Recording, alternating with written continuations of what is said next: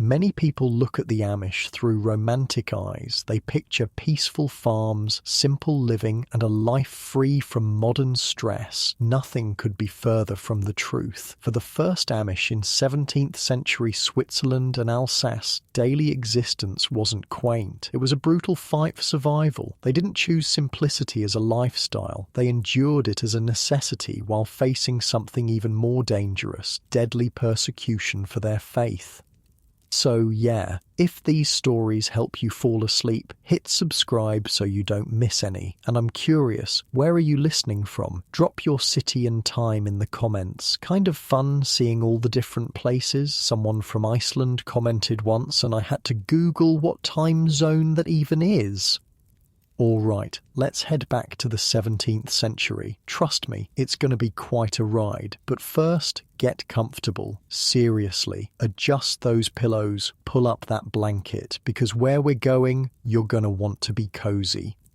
The year is 1693. Your eyes crack open in the pitch darkness of a Swiss mountain winter. Unlike your warm, soft bed right now, you're lying on a thin, lumpy straw mattress that pokes through the rough linen fabric. The relentless cold hits you first. Bone-deep, penetrating cold that makes your joints ache. Your breath forms clouds in the freezing air of the shared sleeping room where your entire family sleeps. No alarm clock woke you. The rooster hasn't even crowed yet, but your body knows it's around 4:30 in the morning because your survival depends on rising before the sun. You lie still for a moment, savouring the only warmth you'll feel all day, the body heat trapped under the heavy woolen blanket shared with your younger siblings. Time to rise for the Lord's work, your father whispers from across the room. His voice is gentle, but leaves no room for delay. In your head, you're thinking, just 5 more minutes under this blanket, please. But that's not how life works here. Every moment of daylight is precious, especially in winter when the sun gives you barely 8 hours to complete all your tasks.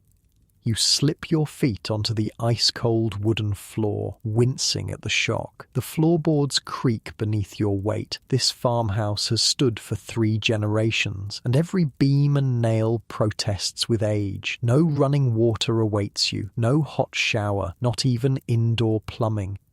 Instead, you break the ice that's formed overnight in the water bucket by the door. The chunk of ice makes a satisfying crack as you drive your fist through it. You splash the frigid water on your face, gasping at the shock. It's like being slapped awake, which is pretty much the point. Thank you, Lord, for this new day, you whisper, the first prayer of hundreds you'll say before night falls again. The Amish faith isn't just something you practice on Sundays. It infuses every moment, every action, every breath. Your entire existence is a testament to your beliefs. In the corner, your mother is already stoking the cooking fire, her hands cracked and bleeding from the constant cycle of wet work and dry winter air. No moisturizer, no healing creams, just lard mixed with herbs when the cracks get deep enough to weep. The cow sounds restless, she says, without looking up. Better check on her. Might be her time. Outside, the snow has piled up against the walls of the house, providing some meagre insulation against the wind that howls down from the Alps. You pull on the same clothes you wore yesterday and the day before, the heavy wool trousers, the simple homespun shirt, and the thick woolen vest that your mother made last autumn. You only own 2 sets of clothes, one for every day and one for worship. Hold up. Let me paint you a picture of what going outside means in this place, in this time. There's no porch light to flip on, no shoveled pathway, just you opening a rough wooden door and stepping into knee-deep snow in the dark with only the stars to guide you. And these aren't just any stars. In a world without electricity, without light pollution, the night sky is an explosion of light, a river of stars so dense and bright it actually casts shadows. The barn is only 30 paces from the house, but it might as well be a mile. The wind cuts through your clothes like they're not even there. By the time you reach the barn door, your ears burn with cold and you can't feel your fingers. Inside, it's warmer, barely. The collective body heat of the animals raises the temperature just enough that you no longer see your breath. In the dimness, the cow's eyes reflect what little light comes through the cracks in the wall. She's lying on her side, her belly heaving. You were right, she's in labour, and just like that, your carefully planned day has been completely rearranged. If the calf doesn't come easy, you might lose both of them. And if you lose the cow, your family loses milk, butter, cheese, critical food that keeps everyone alive through the winter. "Easy, girl," you murmur, stroking her heaving flank. "I'm here now." The stakes of every single day are incredibly high. This isn't about convenience or comfort. It's about survival. One bad decision, one moment of carelessness, and someone might not make it to spring. This reality hovers over every Amish family like a shadow. Back in the house, your siblings are waking up now, the youngest ones crying from the cold. No central heating here. The only warmth comes from the cooking fire, which has to be carefully maintained using wood that you chopped and stacked last autumn. You can't just turn up the thermostat.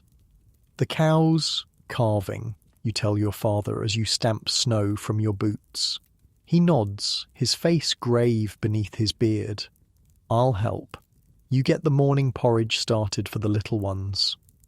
Your father pulls on his coat and heads out into the darkness, moving with the certainty of a man who has done this 100 times before. Because he has. This is what Amish life is. Not a costume or a tourist attraction, but a relentless cycle of work that starts before dawn and doesn't end until well after sunset. In the kitchen, really just a corner of the main room, your mother has already hung the iron pot over the fire. Inside is water and oats, the breakfast that will fuel the family's morning work. No sugar to sweeten it, maybe a drizzle of precious honey if it's a special day. But not today. "Will the cow be all right?" your mother asks quietly, so the younger children don't hear. "I hope so," you say, but the worry is clear in your voice. The truth is, if the cow dies, it's not just about the milk, it's about using every part of the animal to survive. The meat would be salted and preserved, the hide would be tanned for leather, the bones would be boiled for broth and then carved into tools or buttons. Nothing goes to waste, because nothing can be wasted. Your 12-year-old sister is already at the table, mending a tear in one of the grain sacks by the light of a single tallow candle. The smell is unpleasant. Rendered animal fat never smells good, but it's all you have. No scented candles here, no electricity, just the skills passed down through generations. "Did you hear the wolves last night?" she asks, not looking up from her stitching. Her fingers move with practiced precision despite the cold that must make them stiff. "Yes," you say. The wolves had been getting closer to the settlement all winter. 3 families had already lost sheep. 1 had lost a child 2 winters ago. The wolves were just doing what wolves do, trying to survive the winter, same as you. But that didn't make them any less dangerous. Your mother places a wooden bowl of steaming porridge in front of you. "Eat," she says. "Your father will need help with the birthing." The porridge is bland but hot, and right now, that's all that matters. You eat quickly, the wooden spoon smooth from generations of use. The bowl, too, was carved by your grandfather. Every object in this house has a history, a purpose, a reason for existing. Nothing decorative, nothing frivolous, just the necessities of survival shaped by hands that understood the value of each resource. Outside, the first hints of dawn are starting to lighten the eastern sky. Not the sun yet, just the promise of it. Your day began hours ago, but for most of the settlement, this is when life starts to stir. You can see the smoke from neighbouring chimneys rising in the still, cold air. The Amish community here is small, just 12 families who have banded together not just for faith but for survival. Each family has different skills. The Millers are exceptional blacksmiths, the Lapps have the best producing dairy cows, the Stoltzfuses grow the most abundant wheat. Together you form a complete society, interdependent, insular and intensely bonded by shared belief. This morning, like every morning, begins with work and prayer interwoven so tightly they become indistinguishable. Every task is an act of devotion, every chore is a testament to faith. When you milk the cows, you thank God for their milk. When you chop wood, you praise Him for the trees. When you mend clothing, you express gratitude for the sheep that provided the wool. You finish your porridge and head back out to the barn, bracing yourself against the cold. Your father is kneeling beside the cow, his arms bare to the elbow and bloody to the shoulder. The calf is coming, but something's wrong. It's turned the wrong way. I need your help, he says, his voice tight with worry. We need to turn it. And just like that, you're up to your arm inside the birth canal of a cow, trying to rotate a calf that probably weighs 50 pounds while the mother bellows in pain and fear. This is not a job for the squeamish. This is not a job for the weak. This is life and death happening right here in your hands. Your father talks you through it, his voice calm despite the stakes. Feel for the head, now the front legs. We need those to come first. The smell is overwhelming. Blood and amniotic fluid and manure all mix together in the close air of the barn. But you don't have the luxury of being disgusted. This is just part of life. Just another Tuesday morning in 1693. Imagine working this hard before the sun is even up. Before you've properly woken. Before you've had anything but a bowl of plain porridge. Modern life has nothing on this. Nothing. With a final heave and a gush of fluid, the calf slides free. It lies motionless on the straw, and for a moment your heart sinks. All that work for nothing. But then your father clears the membrane from its nose and mouth, and the little creature gasps, its sides heaving as it takes its first breath. Praise God, your father says quietly, and you echo the sentiment. The cow is exhausted but alive, already turning her head to lick her newborn clean. You and your father sit back on your heels, covered in birth fluids but smiling with relief. One crisis averted. The day can now proceed. But as you step outside the barn, you see a figure hurrying up the path. It's Jakob, the elder's son, and he's moving with the urgency of bad news. The authorities are coming, he gasps when he reaches you. They've arrested the Millers for holding worship. They say they're coming for the rest of us next. And just like that, the relative peace of the morning shatters. This is the other reality of Amish life in the 17th century. Constant persecution. Your faith is illegal. Your worship is a crime. Your very existence is an offence to the state church. Your father's face goes grave. Go tell your mother, we need to decide whether to run or hide. And suddenly, the cow and the calf and the morning chores seem like the least of your worries. The real threat isn't starvation or wolves or winter cold. It's other humans who have decided your quiet, peaceful faith is somehow dangerous. This is the part of Amish history that gets glossed over in the tourist brochures. Before they were known for simple living and excellent craftsmanship, the Amish were radicals, religious refugees who faced imprisonment, torture, and death for their beliefs. Their rejection of infant baptism, their refusal to swear oaths or bear arms, their insistence on a church separate from state control, these were revolutionary, dangerous ideas in 17th century Europe. You run back to the house, your feet crunching in the snow, your mind racing. Will you have to flee in the night, leaving behind the home your grandfather built? Will you be separated from your community? Will you have to start over again with nothing but your faith to sustain you?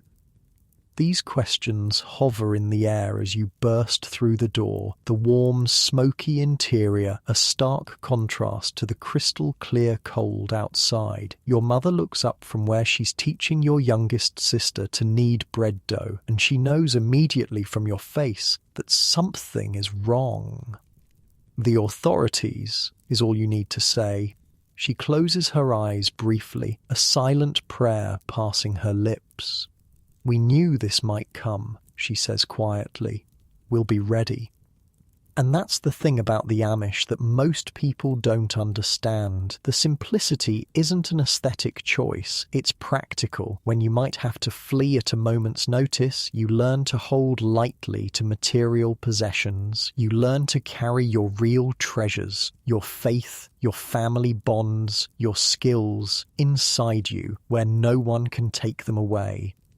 As the sun finally crests the horizon, painting the snow-covered fields in shades of pink and gold, your family gathers around the table. Despite the threat looming over you, despite the exhaustion already setting into your muscles from the morning's work, there is a moment of peace as your father reads from the worn Bible. "Blessed are those who are persecuted because of righteousness, for theirs is the kingdom of heaven." The words, spoken in the German dialect that would eventually evolve into Pennsylvania Dutch, fill the small room. They are both a comfort and a challenge. This is what it means to be Amish in 1693, to accept that following your faith may cost you everything. Outside, the new day has officially begun. The sun glints off the snow, nearly blinding in its intensity. There are still cows to milk, bread to bake, wood to chop, clothes to mend. The regular rhythm of survival doesn't stop for persecution. If anything, the threat makes each task more urgent, more precious. Because the truth is, you don't know if you'll be doing these same chores tomorrow, or if you'll be hiding in the forest or imprisoned in a cell or trudging through the snow to another village, another temporary safe haven. The uncertainty is part of life. The danger is as constant as the cold. But so is the faith. So is the community that binds you together. So is the knowledge that you are living according to your deepest beliefs, no matter the cost. As you head back out to finish the morning chores, the weight of this reality sits on your shoulders, but there's also a kind of strength in it, the strength that comes from knowing exactly who you are and what you stand for, the strength that will eventually carry the Amish across oceans to a new land where they can worship in peace. But that's a story for another time. For now, there's work to be done before the authorities arrive. There's a cow and new calf to tend to. There's a family to feed. There's a life to live, one difficult moment at a time. And as the morning light spreads across the settlement, illuminating the simple homes and barns, the Amish community continues its quiet resistance, not through violence or protest, but through the simple act of living faithfully, come what may.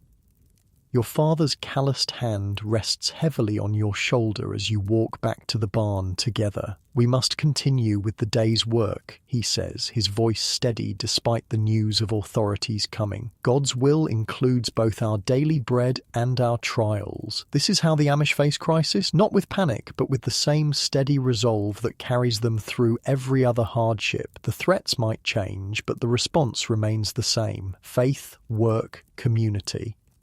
The morning sun now bathes the snow-covered fields in golden light, revealing the full extent of your family's farm. It's modest by any standard, about 10 acres of cleared land surrounded by forest. In summer, these fields will burst with wheat, rye, and vegetables.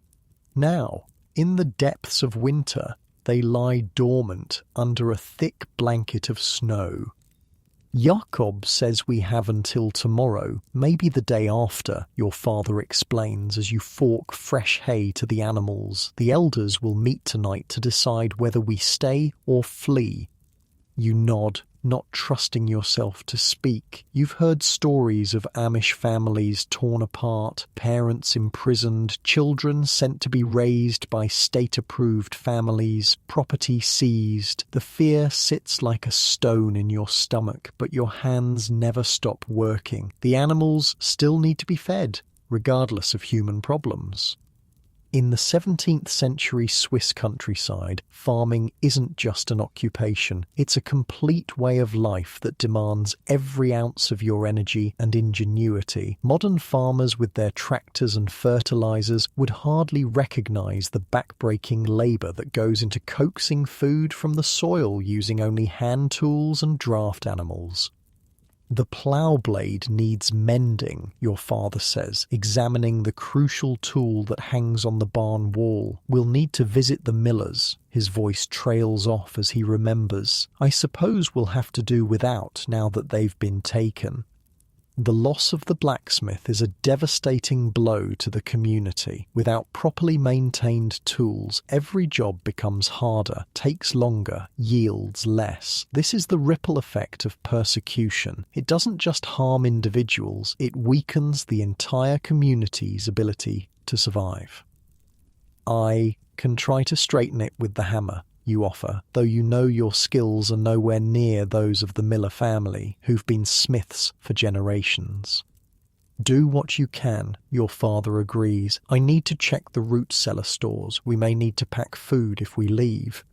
The root cellar, dug beneath the main house, is where your family stores the food that will see you through winter. Potatoes, carrots, turnips, cabbages and apples are carefully arranged on shelves and in bins. Preserved meats hang from hooks in the ceiling. Jars of pickled vegetables line the walls. Every item represents hours of work during the growing season, a physical manifestation of your family's labor.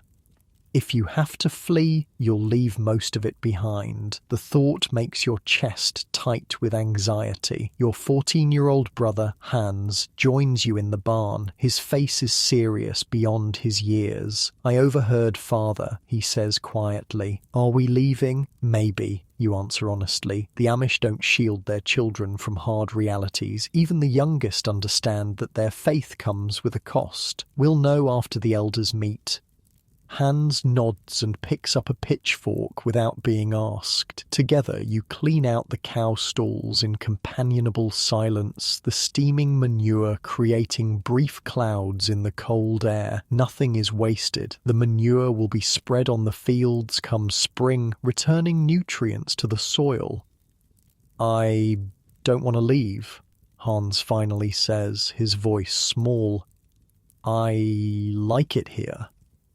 You rest your hand on his shoulder, feeling the bony frame beneath his woolen shirt. Home isn't a place, you tell him, repeating what your mother has told you. Home is our family, our community, our faith. He looks unconvinced, but nods anyway and returns to his work. Children grow up fast in this world. They have to. By mid-morning, the entire family is engaged in the day's tasks. Even with the threat of authorities looming, the rhythm of life continues. Your youngest siblings, ages 5 and 7, collect eggs from the chicken coop, carefully placing each one in their woven baskets. One broken egg means one less meal for the family. Look, the 5-year-old calls excitedly. Marta laid 2 today. Marta is what she's named her favourite hen, though naming animals is gently discouraged. When you raise creatures for food, attachment only makes the inevitable butchering more difficult. But children are children in any century. That's good, you tell her with a smile. God provides. Meanwhile, your mother and older sisters are engaged in the endless work of turning raw materials into usable goods. In the main room of the house, they've set up the spinning wheel and loom. The click-clack of the shuttle passing back and forth creates a soothing backdrop to their quiet conversation. The wool they're working with came from your own sheep sheared last spring. It's been cleaned, carded, spun into thread, and now is being woven into cloth that will eventually become clothing.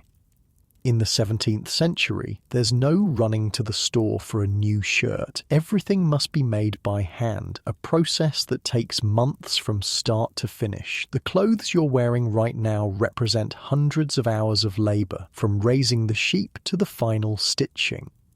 We should focus on making warm socks today, your mother says practically. If we need to travel, good socks will be essential. It's these practical considerations that have allowed the Amish to survive despite persecution. They are nothing if not prepared. Outside, a horse and cart appears on the path leading to your farm. For a terrifying moment, everyone freezes, fearing it's the authorities arriving early. But then your father relaxes. "It's just Bishop Yoda," he says, relief evident in his voice. The bishop is the spiritual leader of your small community, an elder chosen for his wisdom and steadfast faith. As he approaches, you can see his beard is heavy with frost and his eyes are grave beneath his broad-brimmed hat. "Jacob," he greets your father, using the German pronunciation. "May I come in?" "Of course," your father says, helping the older man down from his cart. "We've just heard about the Millers." Inside, your mother quickly pours a cup of hot tea for the bishop, one of the few luxuries the Amish allow themselves. Tea is precious, imported and expensive, saved for special occasions or to honor important guests. "The situation is worse than we feared," Bishop Yoda says, after taking a grateful sip. "The authorities have new orders from Bern. Any found practicing Anabaptist worship will be imprisoned. Children will be removed and placed with state-approved families." A collective gasp goes around the room. The persecution has been building for years, but this represents a devastating escalation. "What should we do?" your father asks, though everyone already knows the answer. "We must leave," the bishop says simply. "Not just your family, but all of us. This area is no longer safe." And just like that, the decision is made. By this time tomorrow, you will abandon the only home you've ever known. The news settles over the family like a heavy blanket. No one speaks for a long moment. Then your mother stands, smoothing her apron with practical hands. "Well, then we better get to work. There's much to prepare." This resilience, this ability to accept radical change and immediately begin adapting, is the hallmark of Amish life. There's no time for self-pity, no space for questioning God's plan. There is only forward movement. The rest of the day transforms into a carefully orchestrated dance of preparation. Every family member, down to the youngest, has tasks to complete. The most important possessions must be sorted from those that will be left behind. Food must be packed, clothing must be gathered, tools must be selected. Only the most essential can come with you, as everything must be carried or loaded onto the single family cart. You're sent to the barn to prepare the animals. Some will come with you. The horses, a milk cow, a few chickens. The rest must be given away to non-Amish neighbours who have sometimes shown kindness. It breaks your heart to lead the young calf away from its mother, knowing they'll never see each other again. But sentiment can't override practicality. The young cow is simply too weak to make the journey. "Take good care of her," you tell the neighbour's son who has come to collect the animals. He nods solemnly, understanding the gravity of what's happening even though his family doesn't share your faith. "My father says to tell you that you can come to our farm if you need to hide," he whispers, glancing around nervously as if the authorities might already be watching. "We have a space in the hayloft." This small kindness nearly brings tears to your eyes. "Thank you," you say. "May God bless you for your mercy." As the afternoon wears on, more visitors arrive, other Amish families coming to confirm plans, share resources, offer help. This is the strength of the community. No one faces hardship alone. The women gather in the kitchen, cooking an enormous meal from the perishable foods that can't be taken along. It's a strange feast born of necessity rather than celebration, but there's something beautiful about it too. One last moment of abundance before the lean journey ahead.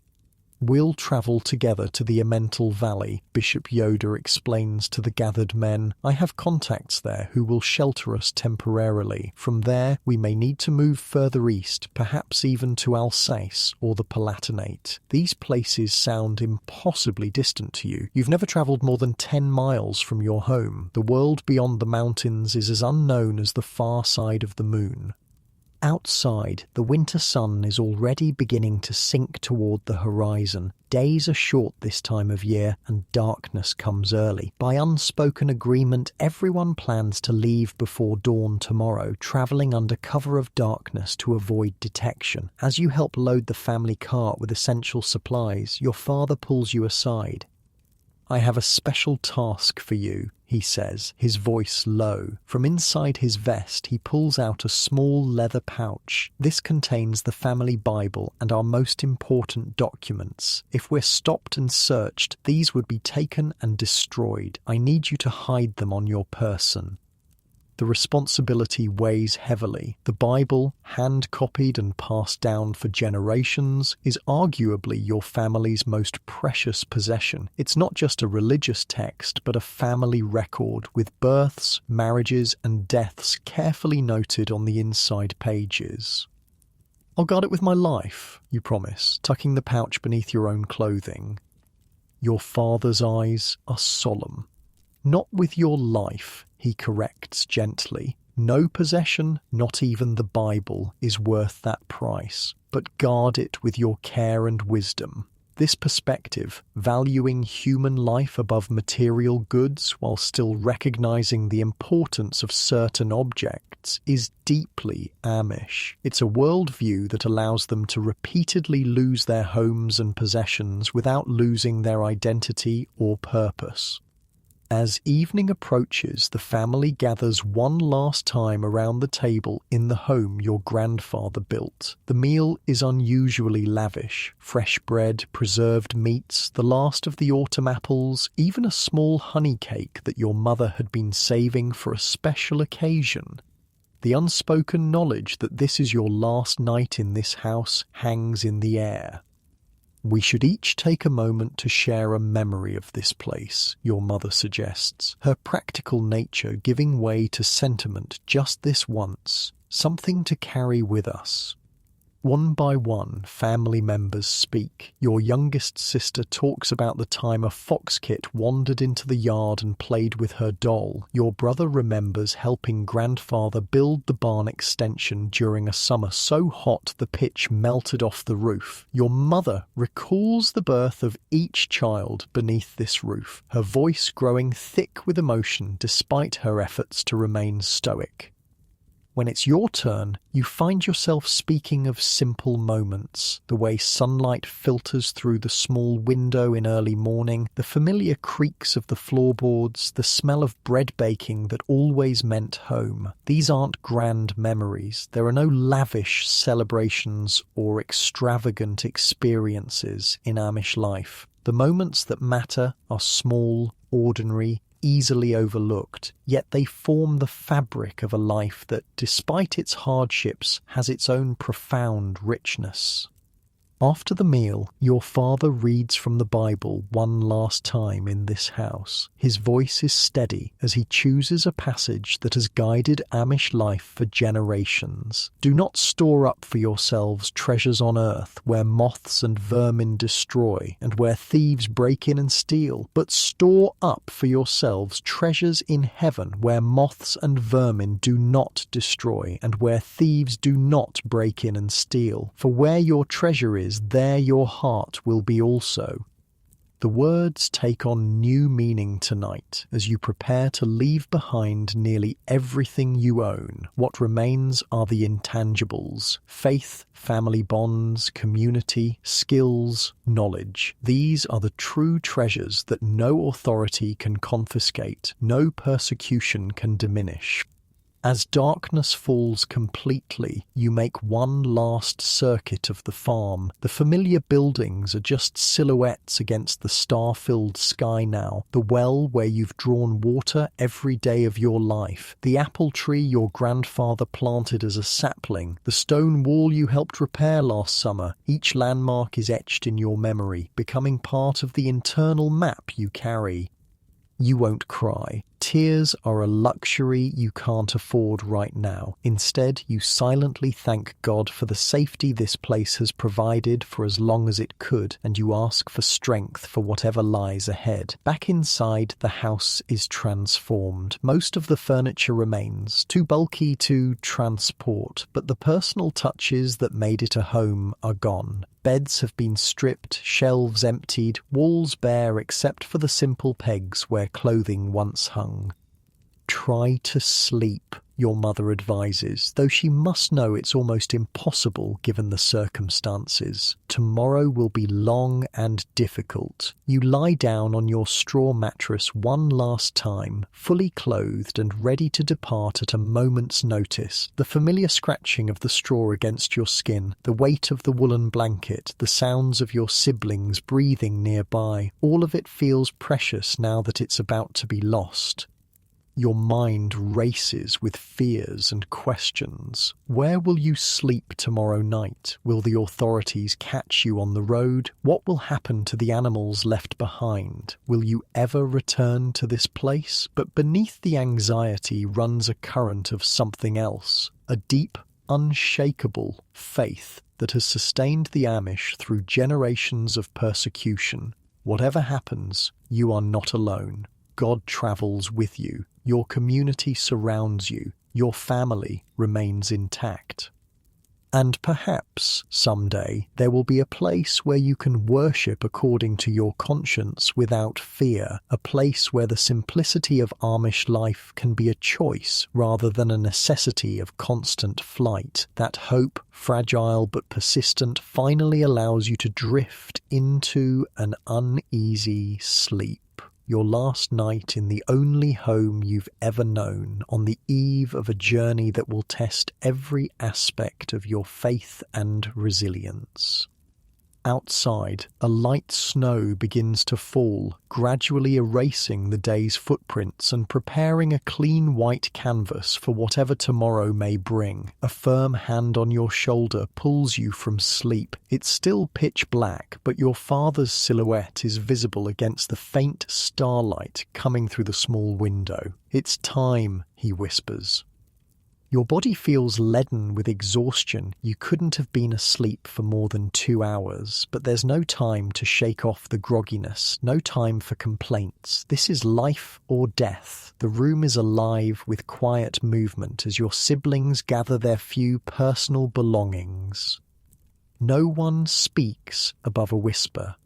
Even the youngest children, barely old enough to understand the danger, sense the gravity of the moment and remain silent.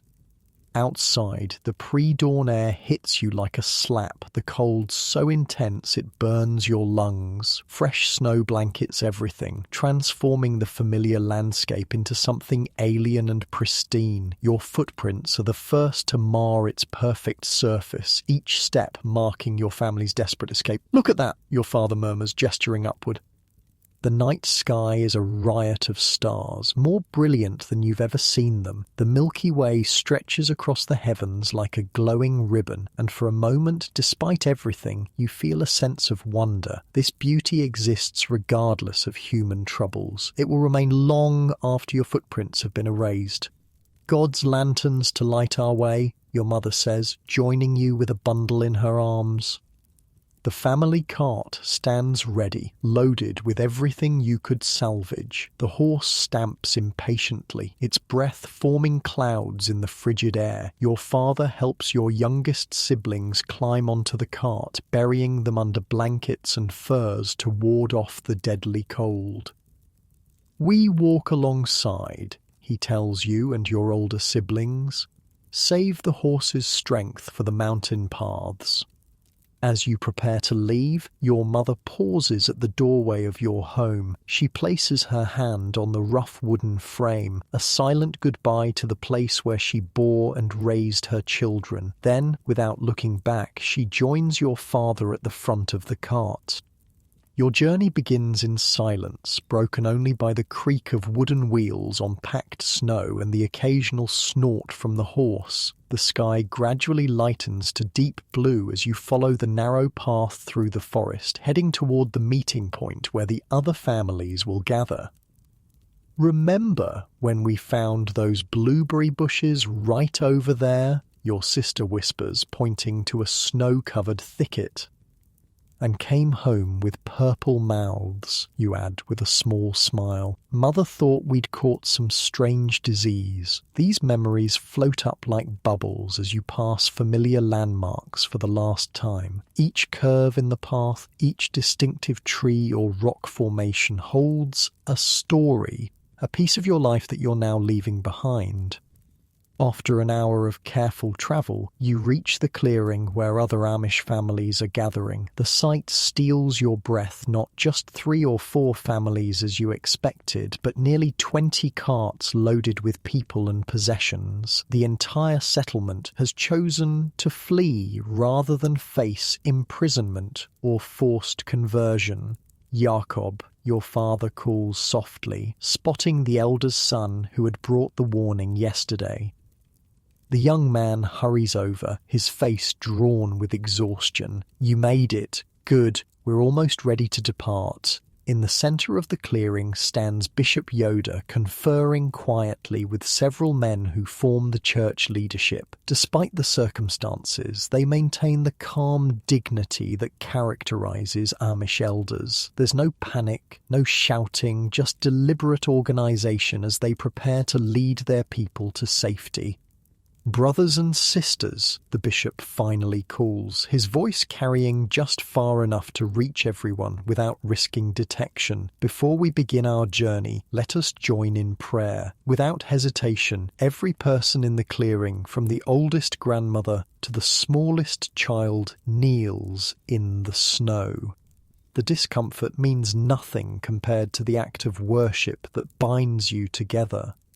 This is the essence of Amish life, not the plain clothes or the simple tools, but this a community knit so tightly together by shared faith that they will abandon everything rather than compromise their beliefs. The bishop's prayer is short but profound, asking not for easy passage or material comfort, but for strength, courage, and unwavering faith.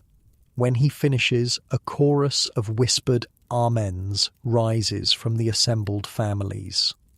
"We travel as one body," he instructs as people rise and prepare to move out. "The strongest among us will help the weakest. No one will be left behind." As if to demonstrate this principle, you watch as 2 young men lift an elderly woman onto their cart, carefully tucking blankets around her frail form.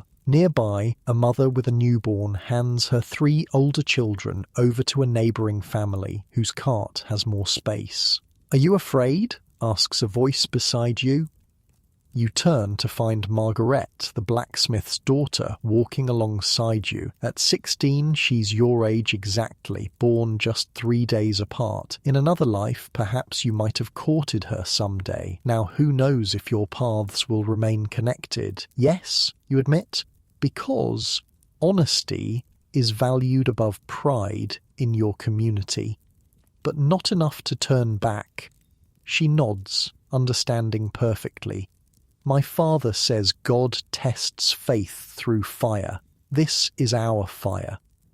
Her father, the community's blacksmith, was among those arrested yesterday. No one knows if they'll ever see him again. The procession begins to move through the forest, following trails known only to the local Amish. Your community has always prepared for this possibility, scouting escape routes and memorizing paths that avoid main roads. The knowledge is passed down from father to son, mother to daughter, another layer of survival strategy in a world that often turns hostile. As the weak winter sun finally crests the horizon, your caravan reaches a steep mountain path that will take you over the ridge and away from immediate danger. The going is painfully slow, with each family helping the others navigate the treacherous terrain. Carts must be partially unloaded at the steepest points, their contents carried by hand until the path levels out again. "Look," your brother Hans says during one such pause, pointing back the way you came. In the valley below, barely visible through the trees, you can see mounted figures moving along the main road, the authorities searching for those who have fled. Your departure was not a moment too soon. They won't find our trail until the snow melts, your father says confidently. By then we'll be far away. By midday, your group has reached a plateau high in the mountains. The bishop calls for a brief rest, knowing that people and animals alike need to recover their strength. Food is shared communally: hard bread, dried meat, a few precious apples saved from the autumn harvest.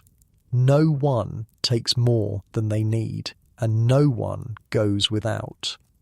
"I've never seen these mountains from this side," you comment to your father as you share a piece of bread.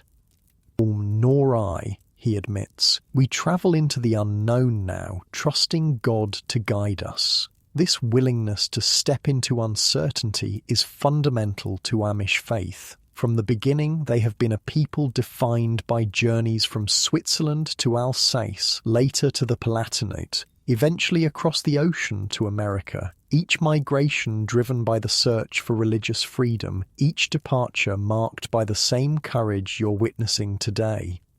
As the caravan prepares to continue, Bishop Yoda gathers everyone for an announcement. "Tonight we will reach the home of Brother Christoph," he explains. "He is not of our faith, but he sympathizes with our plight and has offered his barn as shelter. We will rest there before continuing to the Emmental Valley." A murmur of relief passes through the group. The prospect of shelter, even a barn, is welcome after hours in the bitter cold. The journey resumes, and as afternoon turns to evening, fatigue settles into every muscle. The children on the cart have long since fallen asleep despite the jolting and swaying. Even the adults move with the heavy, mechanical steps of extreme weariness. Just when it seems you can't go another step, lights appear in the distance, the isolated farmstead of Brother Christoph. The man who greets your caravan is not Amish, as the bishop explained. His clothes are more colourful, his beard trimmed in the fashion of the outside world, but his eyes are kind as he directs the families into his spacious barn. "You must be quiet," he warns. "Patrols have been through the area, they may return." Inside the barn, the space is quickly organised into family areas. Fresh hay provides insulation from the cold ground. Lanterns are kept low to avoid drawing attention. The atmosphere is one of exhausted relief. You've made it through the first day of exile. As the community settles in for the night, something remarkable begins to happen. Without any formal announcement, people begin to gather in the centre of the barn. Someone starts humming a hymn, and others join in, keeping their voices low but harmonising with practised ease.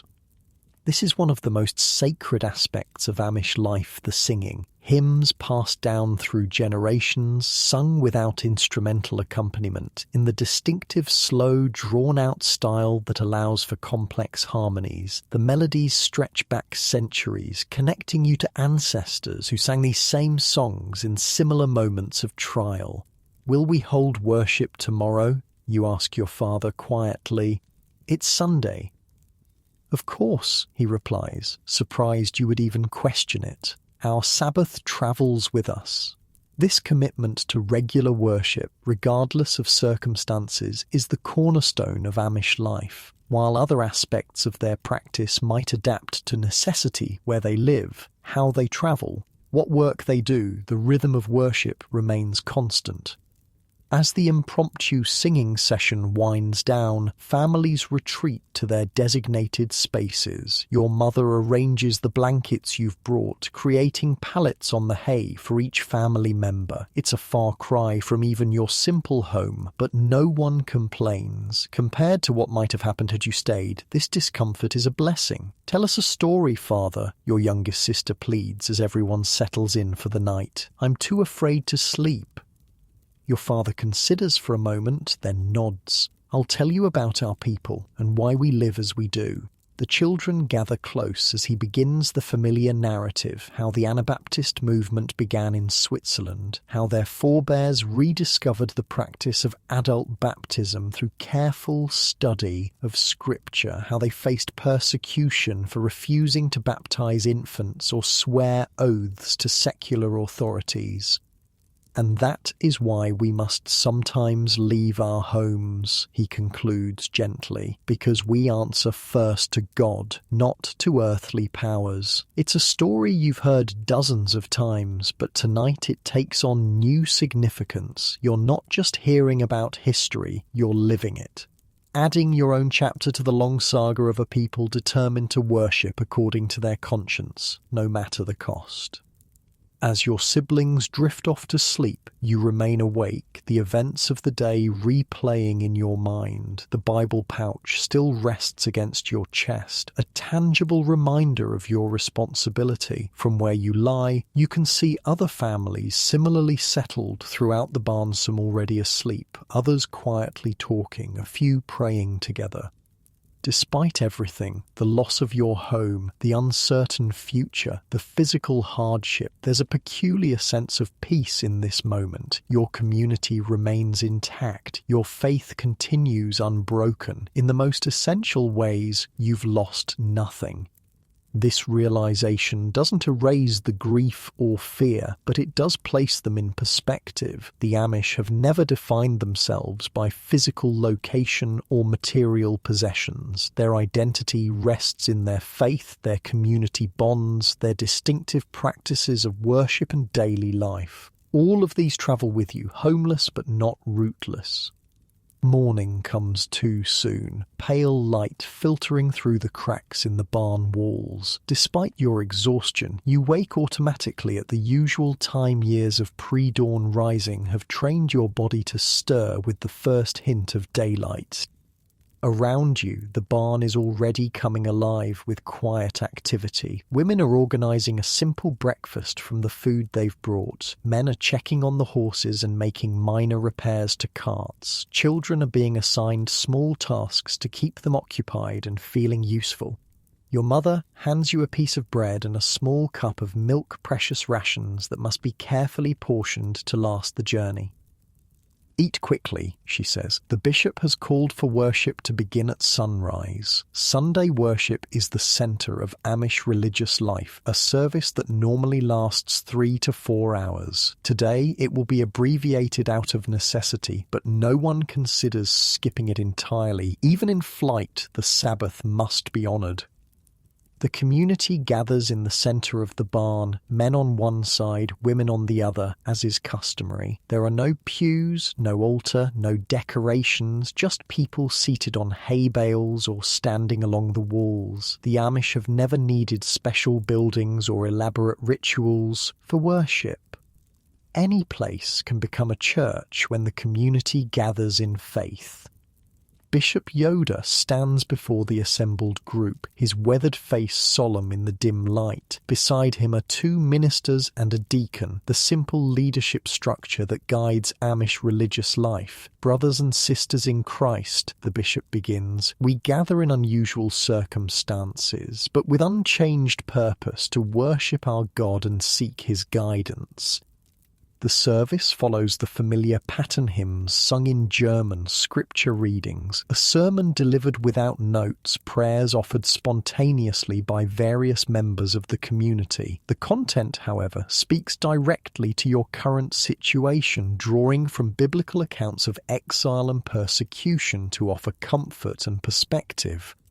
Like the Israelites in the wilderness, the bishop preaches, we journey toward a promised land not of milk and honey, but of religious freedom, and like them, we must trust God to provide manna for each day without worrying about tomorrow's bread. As you listen, you realize this is perhaps the purest expression of Amish worship you've ever experienced. Stripped of even the modest comforts of a regular meeting house, gathered in secret like the early Christians, your community has reduced faith to its essential elements: a shared belief, mutual support, simple devotion. The service concludes with a moment of silent prayer, each person communing privately with God before the practical demands of the day resume. As people begin to disperse, Brother Christoph enters the barn, his expression troubled. "You must leave immediately," he tells the bishop. "A patrol was asking questions in the village below. They may come this way."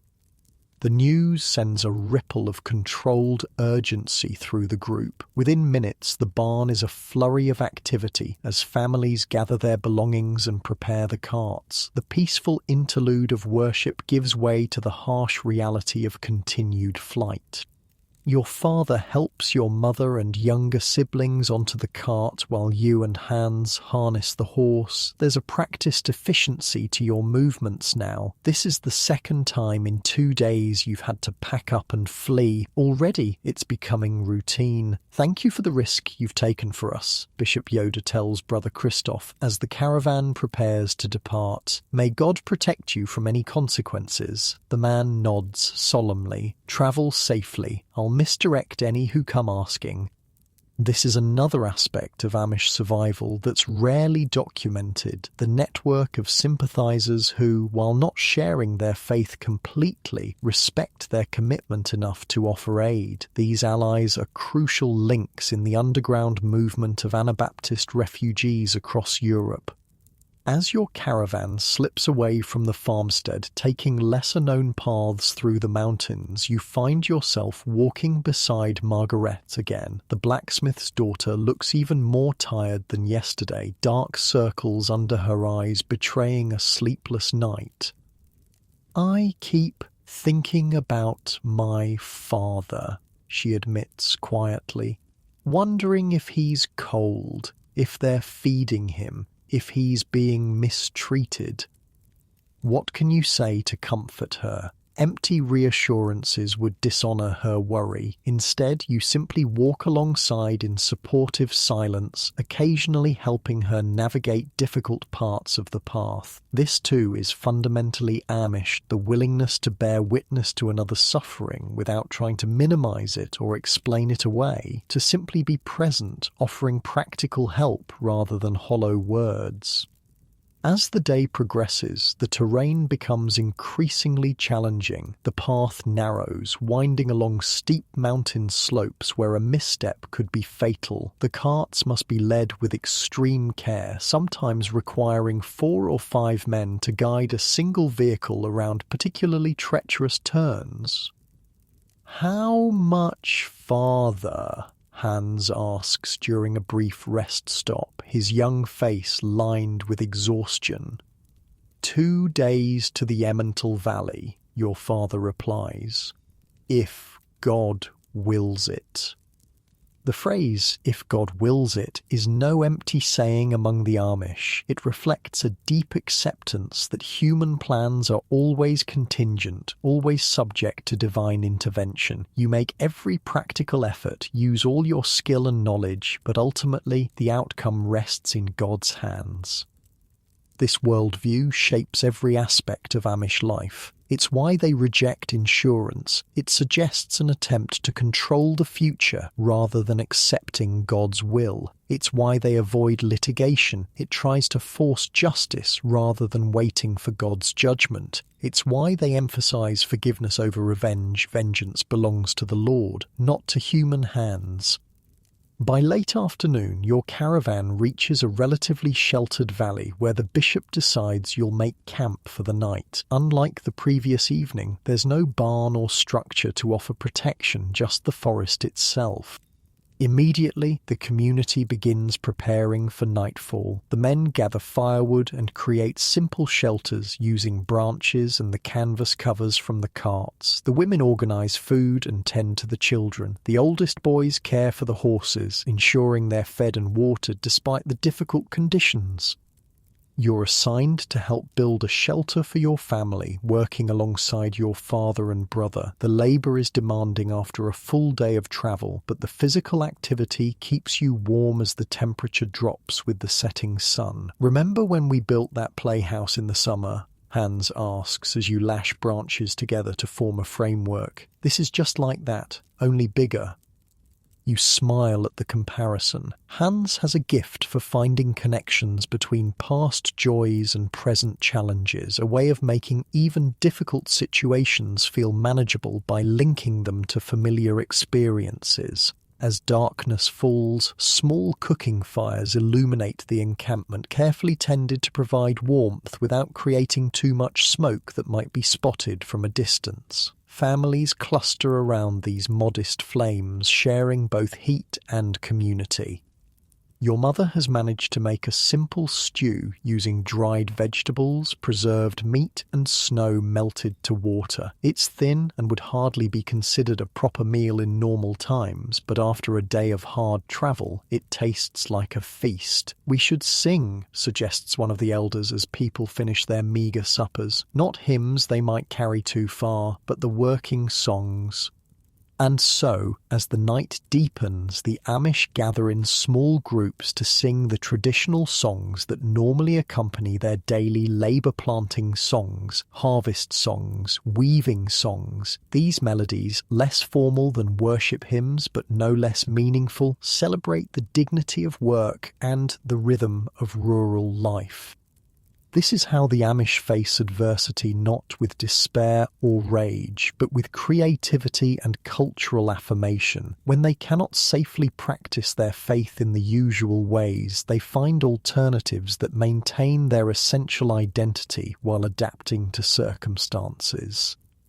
As the singing winds down and families retreat to their makeshift shelters, you find a moment to approach Bishop Yoda with a question that's been troubling you.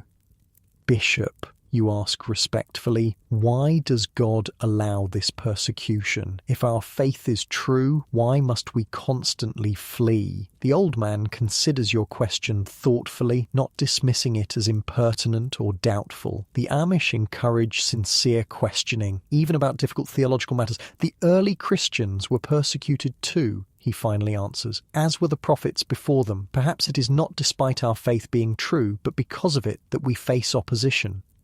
It's not a complete answer, not a neat explanation that resolves all doubt, but it offers a framework for understanding suffering as something that can have meaning rather than being merely senseless cruelty. And remember, the bishop adds gently, Jesus never promised his followers an easy pathway that he would walk it with them.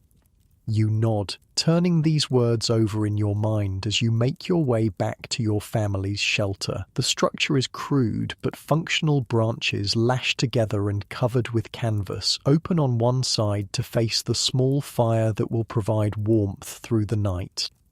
Inside, your younger siblings are already asleep, huddled together for warmth. Your mother sits nearby, mending a tear in one of the blankets by firelight. Your father is outside, taking his turn at the watch that will guard the encampment through the night. You should rest, your mother tells you, looking up from her work. Tomorrow will be another long day. You settle onto the bed of pine boughs that will serve as your mattress tonight, pulling a blanket over yourself. Despite the hard ground and the cold that seeps through your clothing, exhaustion quickly pulls you towards sleep.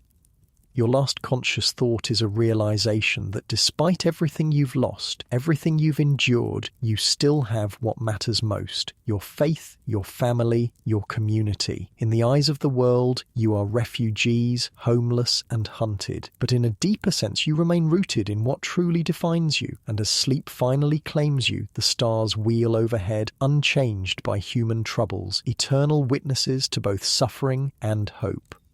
Dawn arrives with a crystalline beauty that belies your circumstances. Frost coats every branch and needle in the forest, transforming the makeshift camp into a glittering wonderland. For a moment, watching the sun's first rays catch this sparkle, you almost forget you're a refugee.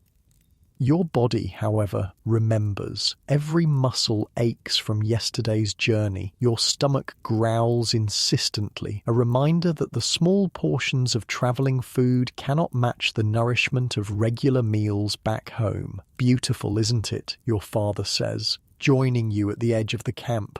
God's artistry doesn't stop, even when our world is turned upside down. This ability to appreciate beauty amid hardship is characteristically Amish. Faith teaches you to find God's hand in everything from frost-covered pines to the most difficult circumstances. Around the camp, families are stirring. The morning routine begins with prayer individual devotions rather than community worship, each person or family group starting their day by reconnecting with their faith. Then comes the practical business of breaking camp, a process that happens with remarkable efficiency despite everyone's exhaustion. "We're running low on bread," your mother announces as she takes inventory of the food supplies. The concern in her voice is evident. Bread isn't just food for the Amish. It's a staple that forms the foundation of almost every meal. Bishop Yoda, overhearing, approaches your family's cart. "We'll stop midday at a place where we can bake," he assures her. "I know a mill a few hours ahead where the owner sympathizes with our cause." This news spreads quickly through the camp, bringing visible relief. Women begin checking their supply of flour, comparing notes on how much each family carries. Men discuss the logistics of baking for nearly 100 people in a single afternoon. Even the children grow more animated, the promise of fresh bread lifting spirits dampened by cold and fear. As the caravan gets underway, following a narrow path that winds through dense forest, you find yourself walking alongside Jacob, the elder's son who brought the first warning of persecution. "Did you manage to bring any yeast?" he asks. His family specializes in grain farming, and his mother is known throughout the settlement for her exceptional bread. You shake your head. "Everything happened too quickly, but my mother says she can make sourdough if we have time." The conversation turns to food, as discussions often do when supplies grow scarce. Jacob describes the special holiday bread his mother makes at Christmas, a rich, sweet loaf studded with dried fruits and nuts. You recall the potato bread your grandmother taught you to make, which stays fresh longer than wheat bread during the winter months. These aren't just recipes you're sharing, but cultural touchstones, fragments of identity preserved through food traditions passed from one generation to the next. For the Amish, cooking isn't merely about sustenance, it's a form of cultural expression, a way of maintaining connections to ancestors and community. By midday, your caravan reaches the promised Miller-sturdy stone building perched beside a swift-running stream. The mill wheel turns steadily, powered by water that hasn't yet frozen in the winter cold. Smoke rises from the chimney, a welcome sign of warmth within. The miller, a burly man with flour perpetually dusting his beard, greets Bishop Yoda like an old friend. Though not Amish himself, he clearly shares some bond with your community. "You can use the ovens as long as needed," he tells the bishop. "I've sent my apprentices to town on errands, so we won't be disturbed. My wife has prepared soup for your people." This unexpected generosity brings tears to several women's eyes. A hot meal, something as simple as soup, has suddenly become a luxury beyond price.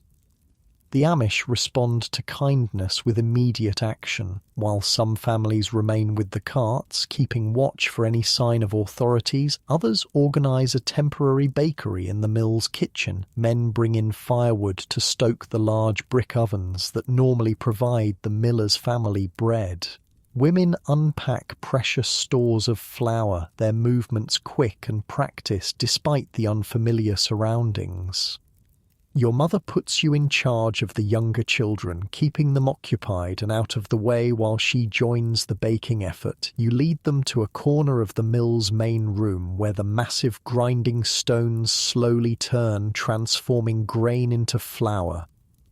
See how the big wheel connects to this smaller one, you explain, pointing to the wooden gears that transfer power from the water wheel outside to the millstones inside. That's called mechanical advantage. It's how something as simple as flowing water can do the hard work of grinding.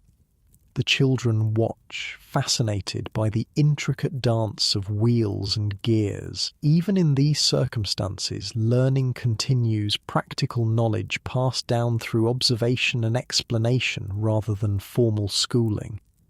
In the kitchen, a remarkable transformation is taking place. The space, designed for a single family's baking, now accommodates nearly 20 women working in coordinated harmony. Some mix dough in large wooden troughs, their strong arms kneading with practiced efficiency. Others shape loaves on floured boards, their fingers pinching and folding with quick precision.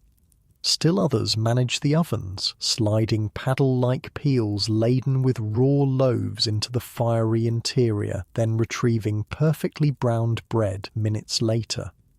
There's something almost magical about watching Amish women bake. Their movements have a choreographed quality born of endless repetition. These are tasks performed daily since childhood. Each woman knows exactly how the dough should feel beneath her hands, precisely how the crust should look when properly baked, exactly when to rotate loaves for even browning. "Come stir," Margaret's mother calls to you, gesturing toward a pot of soup simmering over the fire. My arms are needed for kneading. You take her place at the hearth, stirring the simple but aromatic mixture root vegetables, dried herbs, and small pieces of salted meat forming a hearty broth. The steam rising from the pot carries scents that trigger powerful memories of home, of security, of times before flight and fear. "This recipe comes from my grandmother," Margaret tells you, shaping bread nearby. "She said a good soup needs only 3 things: something from the earth, something from the garden, and something to make you strong."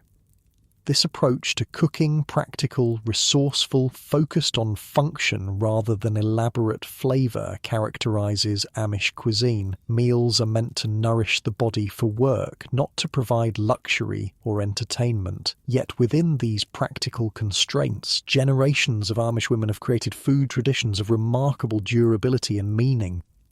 When the first batch of bread emerges from the oven, a palpable wave of pleasure moves through the gathered community. The loaves are simpler than what you'd make at home, basic sourdough with no enrichments of milk, eggs, or butter, but the smell of fresh-baked bread transcends circumstances, connecting this moment of exile to countless meals shared in times of peace and stability. The miller's wife, a kindly woman with work-worn hands, watches with visible emotion as children's faces light up at the distribution of still warm slices.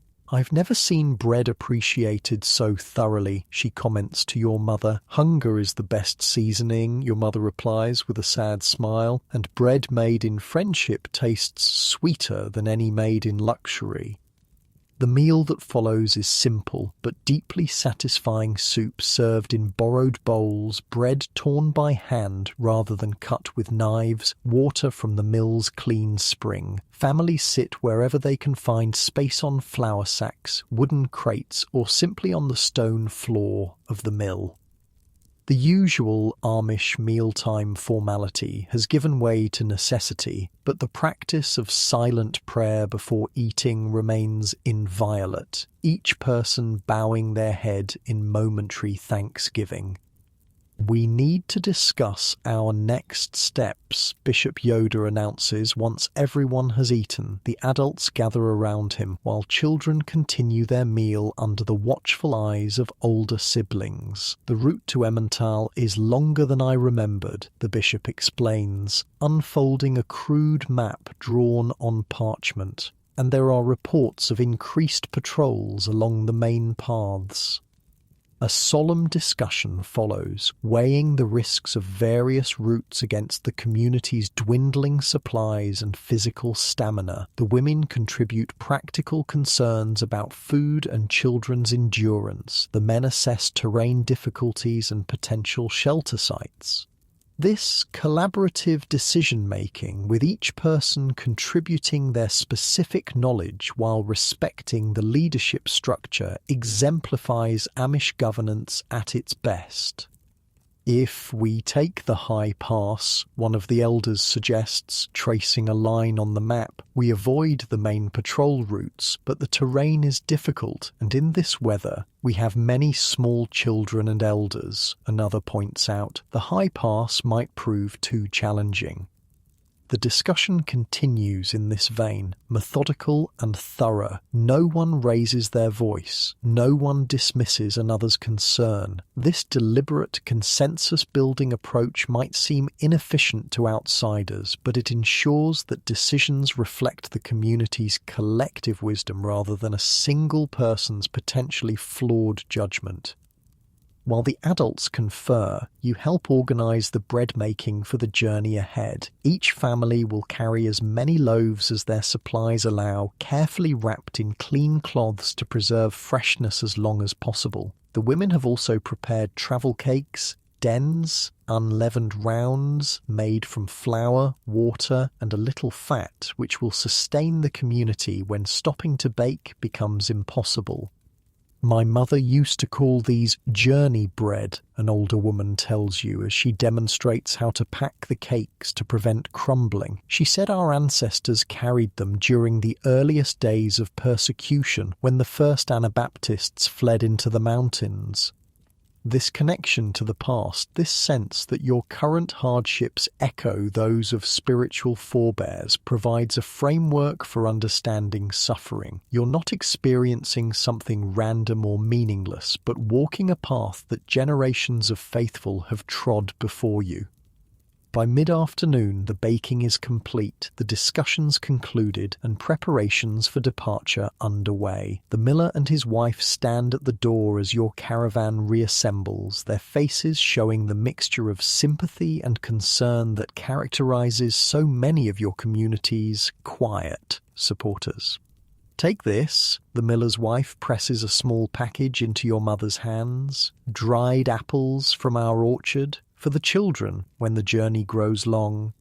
Such generosity from those with little to spare brings fresh tears to your mother's eyes. May God bless your kindness, she responds, the traditional Amish acknowledgement of gifts that cannot be repaid directly but must be recognized as part of the broader cycle of giving that God oversees. As your family's cart joins the slow procession moving away from the mill's safety, you notice your younger siblings' spirits have lifted considerably. Amazing what a single hot meal and fresh bread can do for morale, how physical nourishment translates so directly to emotional resilience.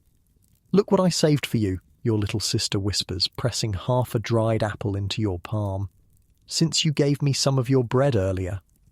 This sharing, this instinctive redistribution that ensures no one goes without while another has excess, lies at the heart of Amish community ethics. Children learn it before they can articulate the principle, absorbing the practice through countless small exchanges witnessed and experienced daily. The afternoon journey proves challenging, with the path climbing steadily into more rugged terrain. By the time Bishop Yoda calls a halt for the night, twilight is already deepening into darkness, and a cutting wind has begun to blow from the north, carrying the promise of snow. Camp making happens more efficiently tonight, with families applying lessons learned from the previous evening. Shelters rise quickly among the trees, positioned to block the wind and preserve heat. Small fires are lit in strategic locations, providing warmth without creating a beacon that might attract unwanted attention.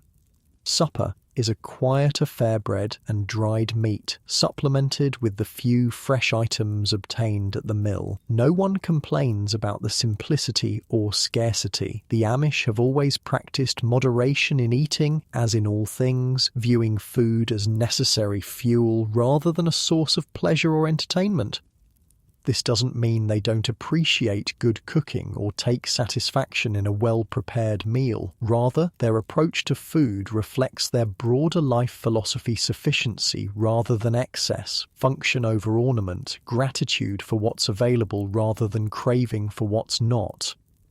After the meal, families gather around their small fires, adults often engaged in mending clothing or repairing equipment, while children listen to stories or help with simple tasks. Despite the circumstances, these evening scenes capture something essential about Amish family life: the seamless integration of work, learning, and togetherness. At your family's fire, your father has taken out a small piece of wood and his carving knife. His hands move with practiced precision, shaping the wood with quick, controlled cuts. Your younger siblings watch, fascinated as a small animal form gradually emerges. "What is it?" your youngest brother asks, leaning closer. "A lamb," your father replies, his knife never pausing, to remind us that Jesus is the good shepherd who watches over his flock, even when they wander in the wilderness. This ability to create meaningful objects from whatever materials are at hand is another hallmark of Amish culture. Art exists not for display or status, but to reinforce values and provide practical beauty that enhances daily life. When the carving is complete, a simple but recognizable lamb that fits in the palm of a child's hand, your father passes it to your youngest brother. "Take good care of it," he instructs, "and when you're afraid, remember the shepherd is always watching." The boy clutches the wooden figure tightly, his small face solemn with the responsibility of safekeeping. This isn't just a toy, but a physical reminder of spiritual protection, a tangible connection to faith that a child too young for abstract theology can nevertheless grasp and draw comfort from. As the evening deepens, Bishop Yoda makes his way around the camp, stopping briefly at each family's fire. He doesn't deliver formal sermons or lengthy prayers, but offers a few words of encouragement, a scripture verse, a gentle question about any specific needs. This pastoral care, personal, practical, present provides spiritual nourishment as essential as the day's bread. When he reaches your family's fire, he notices the wooden lamb in your brother's hand. "A fitting symbol for our journey," he comments appreciatively. "We are indeed like sheep now, trusting our shepherd to guide us through dangerous lands." Your father nods, acknowledging the connection. The children need reminders they can hold on to. Faith becomes very concrete when you're young and perhaps when you're in danger as well. The bishop stays a while, discussing tomorrow's route and checking that your family has sufficient supplies. Before leaving, he places a hand on your father's shoulder, a gesture of solidarity between men who share the burden of protecting those in their care during extraordinarily difficult circumstances. As night fully descends, your family retreats to the shelter, arranging sleeping positions to conserve warmth. The youngest children sleep between adults, benefiting from body heat on both sides. You and Hans take the outer positions, your adolescent bodies better able to endure the cold than the smaller children. Despite physical discomfort, the hard ground beneath you, the cold that seeps through inadequate blankets, the cramped quarters that allow little movement, there's a profound sense of security in this close arrangement. The physical proximity of family creates a buffer against the psychological weight of displacement and uncertainty. Just before sleep claims you, your mother begins to sing softly a lullaby in the dialect that combines German and Swiss elements which would eventually evolve into Pennsylvania Dutch. The melody is ancient, likely sung by Amish mothers for generations in similar circumstances of hardship and hope. The simple song speaks of God's protection through the night, of angels standing guard, of the promise of morning light after darkness. The words aren't merely comforting fiction, but expressions of genuine faith, the belief that divine care extends even to small bands of refugees huddled in mountain forests. As your mother's voice fades, replaced by the deep breathing of sleeping family members and the occasional pop of dying fires outside, your thoughts drift to the future. What will tomorrow bring? More travel, certainly. More challenges, likely. But also, perhaps, steps toward a place where your community can worship without fear. This capacity to hold both hardship and hope in the same moment, to acknowledge suffering without surrendering to despair, has always been the Amish way. Not blind optimism that denies reality, but grounded faith that frames present difficulties within a larger narrative of God's provision and purpose. Outside your shelter, snow begins to fall, each flake catching momentarily in the lingering firelight before disappearing into the growing blanket of white. By morning, the world will be transformed again, presenting new beauty and new challenges to a people who have learned to expect both on their journey of faith. And as sleep finally overtakes you, one last thought surface. A recognition that despite everything lost, you carry with you the true essentials of Amish life. Faith that sustains, family that supports, community that shares both burdens and blessings, and traditions that connect past to present, even in times of profound disruption. These are the ingredients of a life that can withstand persecution and displacement. Like the simple bread baked at the mill made from the most basic elements yet capable of providing essential nourishment, Amish faith distills Christianity to its fundamental components, creating a spiritual sustenance that endures when more elaborate religious expressions might falter under pressure.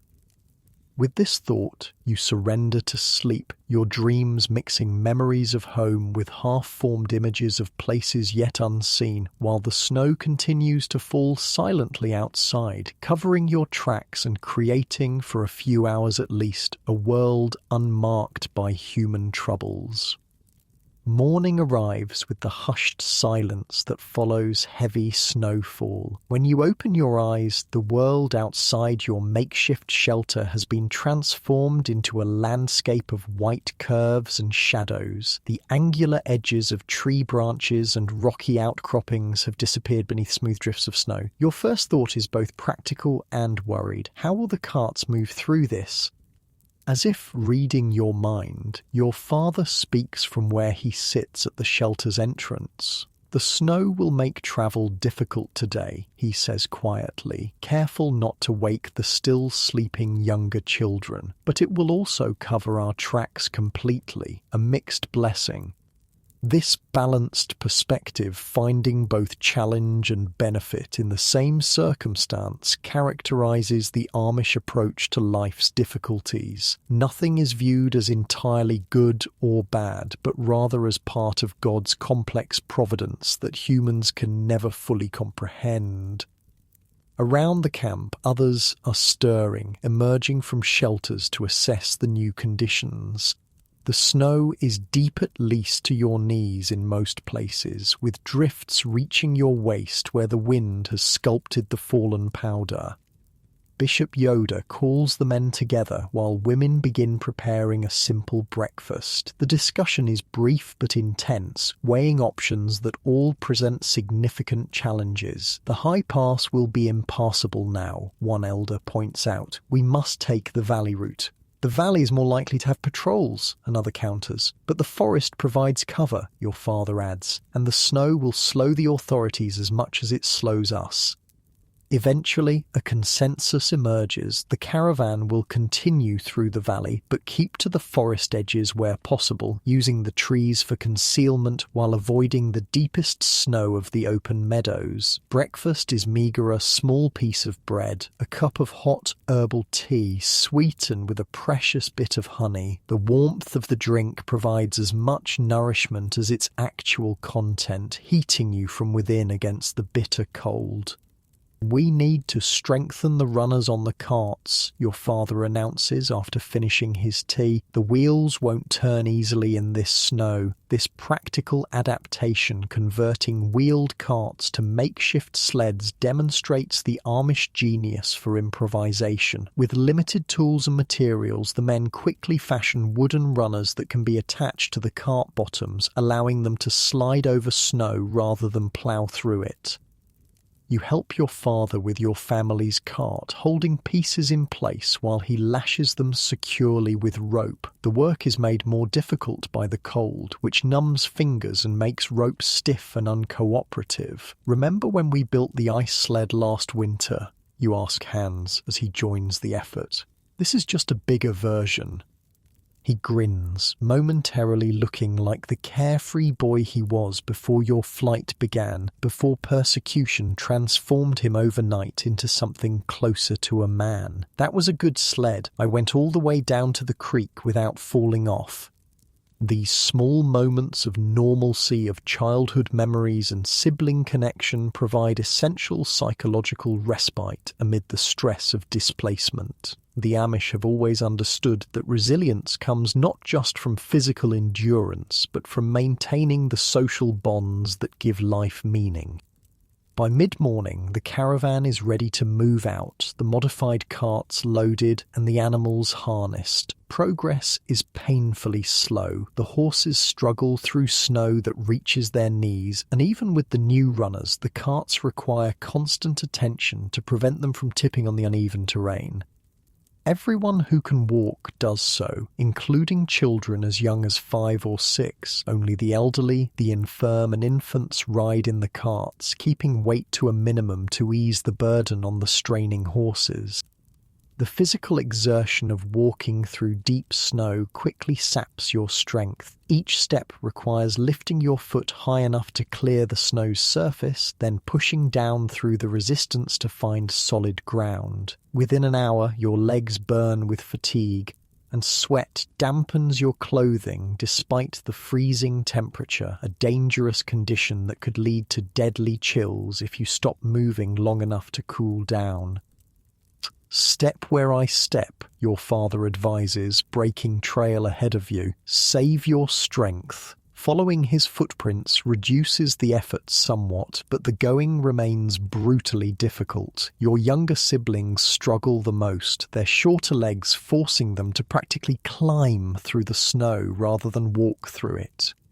At one point, you notice your 7-year-old sister falling behind, her face flushed with exertion and her breathing laboured. Without a word, you scoop her onto your back, carrying her piggyback style despite your own exhaustion. "Thank you," she whispers, her cold cheek pressed against your neck. "We help each other," you reply simply. "That's what family does."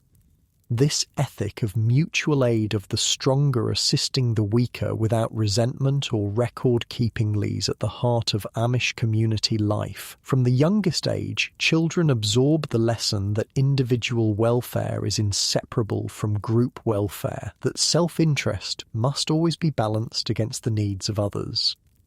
The caravan stops more frequently today, allowing people to rest and warm themselves before continuing. During one such break, you notice Margaret standing alone at the edge of the group, her gaze fixed on the distant valley below. "Are you looking for patrols?" you ask, joining her. She shakes her head. "Just wondering where my father is right now, if he's warm enough, if he can see the same mountains we see."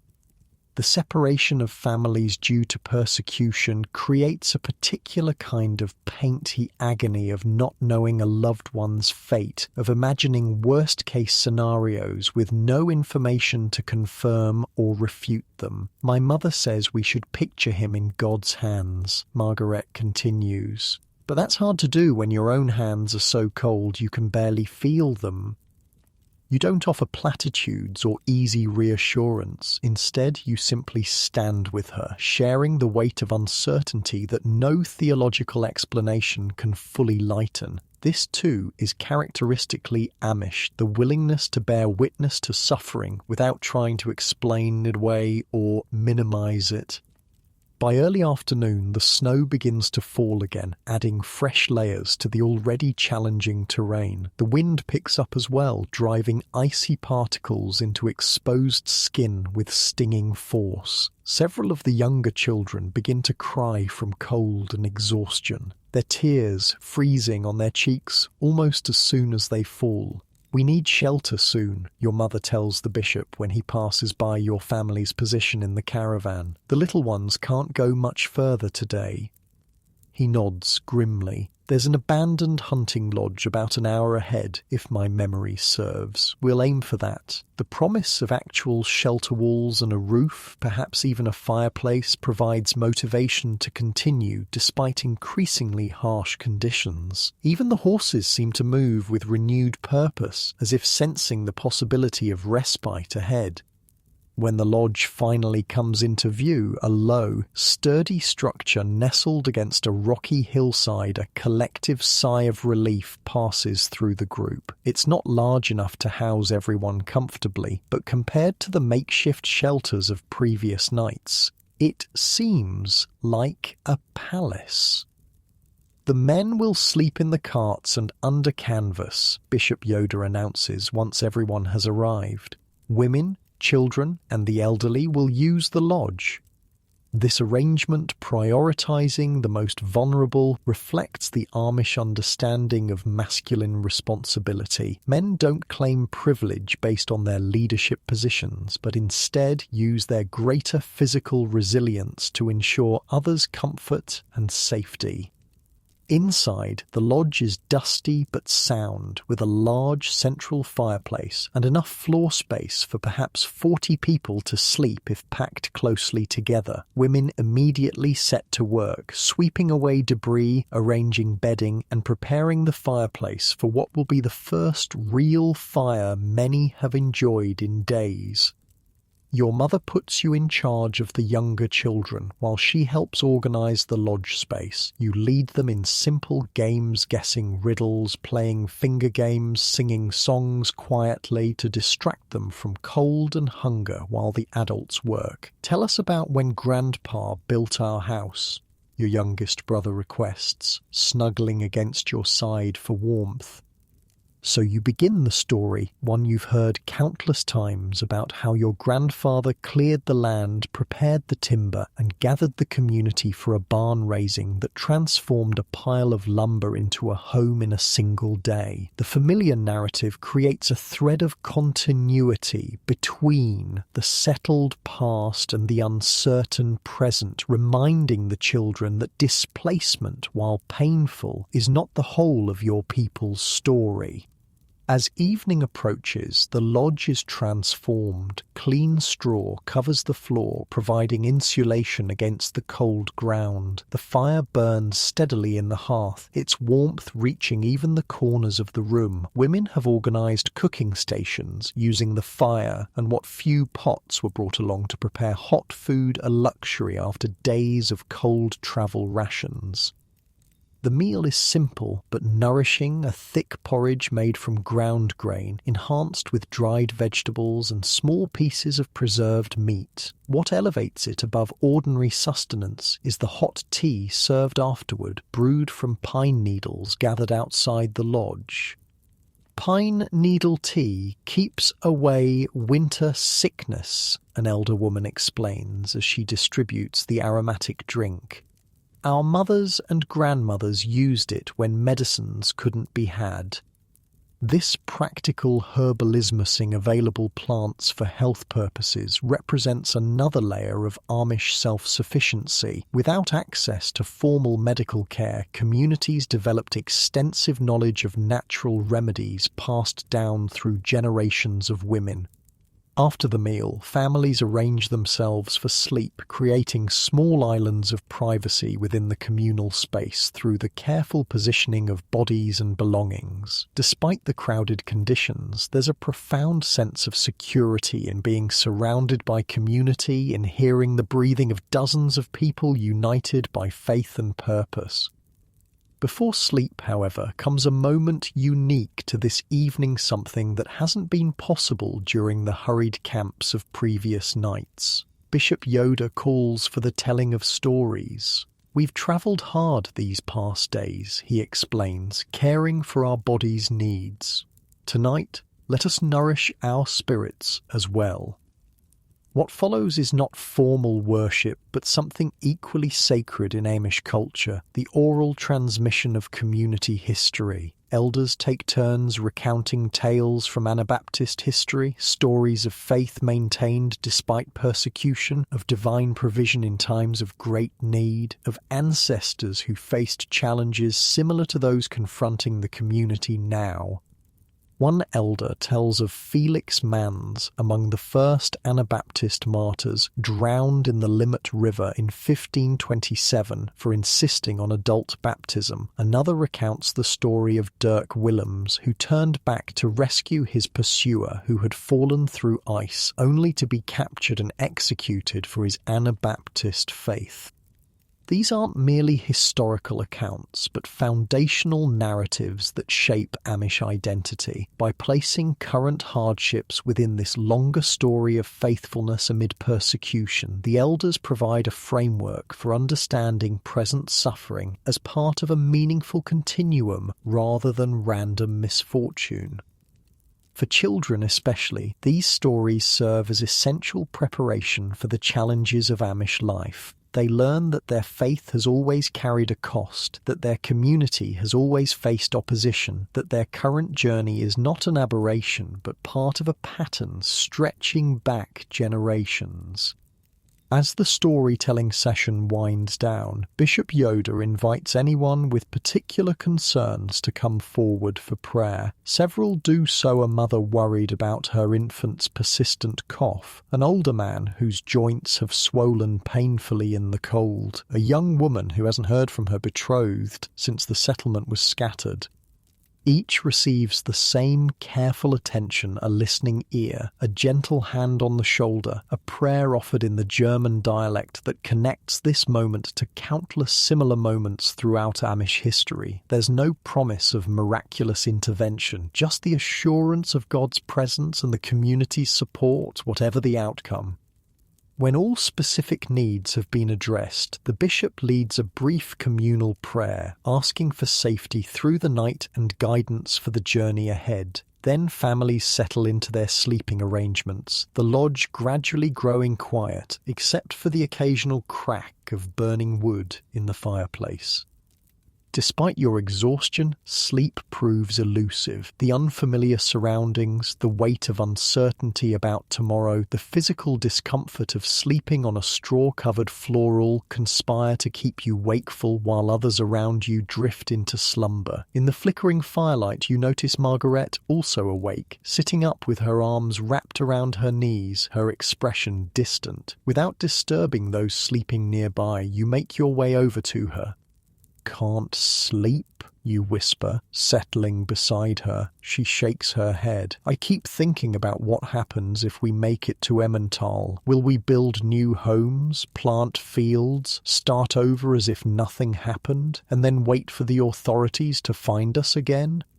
It's a question that has lurked at the edges of your own thoughts, the recognition that this journey may not lead to permanent safety, but merely temporary reprieve. The cycle of settlement, persecution, and flight has defined Anabaptist existence for generations. What reason is there to think it will end with this migration? My father says we just need to be faithful for our portion of the path. You finally respond. The rest belongs to God and to those who come after us.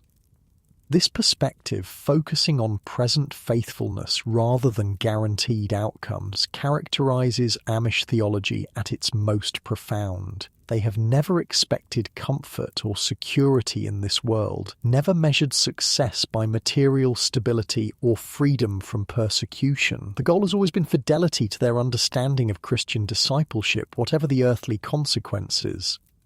Margaret considers your words, then nods slowly. I suppose that's all anyone can do. Be faithful in their own time. The conversation lapses into comfortable silence. Around you, the lodge is a landscape of sleeping forms, families huddled together for warmth and comfort. Despite the circumstances, or perhaps because of them, there's something beautiful about this scene, this community bound by shared faith and mutual care. Eventually, fatigue overcomes even your restless thoughts, and you return to your family's sleeping area. Your younger siblings are curled together like puppies, your parents positioned protectively on either side. You find your place among them, the familiar presence of family, creating a sense of home even in this borrowed shelter. As sleep finally approaches, your thoughts drift to the journey ahead. Tomorrow will bring more challenges, continued travel through difficult terrain, the constant threat of discovery, the uncertainty of reception in Emmental, but it will also bring opportunities for the community to demonstrate its resilience, for faith to prove its practical value in crisis, for the Amish way of life to adapt once again to changing circumstances. This adaptability within constancy has always been the secret of Amish survival. While maintaining unwavering commitment to core theological principles, they have shown remarkable flexibility in practical matters, changing locations, adjusting agricultural practices, adopting or rejecting various technologies based on their impact on community values. Your last conscious thought before sleep claims you as a recognition of this paradox, that the Amish, often perceived as rigid and unchanging, have actually survived because of their capacity to discern which changes threaten their essential identity and which merely require adaptation to new realities. And as the fire burns low, casting the lodge into deepening shadow, the Amish community rests not in perfect security or comfort, but in the knowledge that they face whatever comes together, guided by faith that has sustained them through generations of challenge and change. Outside, the snow continues to fall, adding fresh layers to the white blanket covering the landscape. By morning, many of yesterday's struggles will be buried beneath new challenges, requiring fresh reserves of strength and determination. But for now, in this moment of relative peace, the community sleeps, gathering the physical and spiritual resources needed for whatever lies ahead. Your sleep gradually deepens, your mind releasing its hold on worries and questions. In dreams, images of home mingle with glimpses of unknown places that might become home. The past and possible future intertwine, connected by the constant thread of Amish identity that remains unbroken despite external disruptions. And in the deepest part of the night, when even the fire has subsided to glowing embers, a profound stillness settles over the lodger, a momentary respite in a journey defined by movement, a pocket of peace in lives shaped by persecution, a brief interlude of rest before the community once again takes up the challenging path of faith in a world that often finds their existence threatening.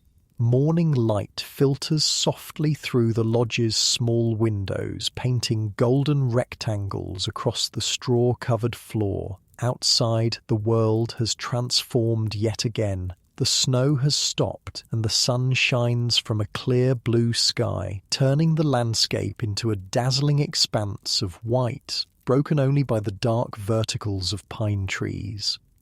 You wake to the gentle sounds of a community stirring quiet conversations, the rustle of blankets being folded, the soft footsteps of women already busy with morning tasks. The fire has been rekindled, and the smell of pine needle tea mingles with the sharper scent of wood smoke. The weather has blessed us your father says, returning from outside. Snow dusts his beard and shoulders, melting quickly in the relative warmth of the lodge. Clear skies and the wind has died down. This news travels quickly through the gathered families, raising spirits considerably. After the brutal conditions of yesterday, a calm, sunny day feels like direct divine intervention, what the Amish would call a tender mercy. Breakfast is more substantial than it's been since leaving home porridge again, but enriched with dried apples and a careful portion of precious honey. The hot food and bright morning create an atmosphere almost resembling normalcy, with children giggling over shared jokes and adults discussing the day's journey with renewed energy. "We should reach the outskirts of Emmental by nightfall," Bishop Yoder announces once people have eaten. "Our contact there, Brother Martin, will meet us at the old mill on the eastern approach." The promise of reaching their destination, of ending this particular phase of flights, ends a ripple of emotion through the group. Not quite celebration, for Amish culture avoids exuberance even in good times, but a quieter satisfaction, a collective exhalation of breath held too long.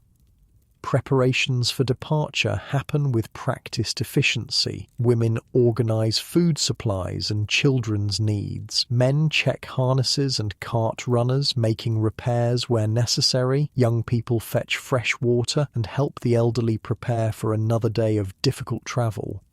"Will we have real houses again in Emmental?" your youngest sister asks as you help her into her coat. "Eventually," you tell her, choosing honesty over false reassurance. "First, we'll likely stay with families already settled there. It will take time to build new homes." She considers this seriously, her small face solemn beneath her bonnet. "I liked our old house. Grandfather built it." "I know," you say, kneeling to meet her eyes. "But remember what Mother says, home isn't just the building. It's the people who love you." She nods, though the concept remains abstract for a child her age. Physical places hold such importance for the young, who haven't yet learned to carry home within themselves the way adults must sometimes do. As the caravan reassembles outside the lodge, the brilliant sunshine makes the snow-covered landscape almost painfully bright. Several people fashion improvised snow spectacles, thin pieces of wood with narrow slits that reduce the glare while still allowing vision. "Here," your father says, handing you one of these simple devices. "Wear this today. Snow blindness is a serious danger." This practical knowledge understanding that eyes can be damaged by snow reflection and knowing how to prevent it exemplifies the Amish approach to survival. They rely not on complex technology but on generations of accumulated wisdom about working with natural conditions rather than against them. The journey resumes, following a valley that gradually descends toward more populated areas. The snow remains deep, but the modified sleds work better on today's compact surface than they did in yesterday's fresh powder. Progress, while still challenging, happens at a steadier pace. As the day advances, subtle changes appear in the landscape. The wilderness gradually gives way to occasional signs of human presence. A woodcutter's hut here, the remains of a charcoal burner's camp there. You're approaching the edges of settled territory again, with all the opportunities and dangers that entails. "Keep alert," passes as a whispered message through the caravan. "Watch for patrols." The community's movement becomes more cautious. When crossing open areas, they do so in smaller groups rather than as a complete caravan, reducing visibility from a distance. Scouts range ahead and to the sides, watching for any sign of authorities who might challenge or arrest Anabaptist refugees. By midday, you've reached a forested hill overlooking a broad valley. In the distance, the first scattered farms of the Emmental region are visible, smoke rising from chimneys, cleared fields now covered in snow, occasional figures moving around homesteads. "We're almost there," Hans says, excitement breaking through his usual stoicism.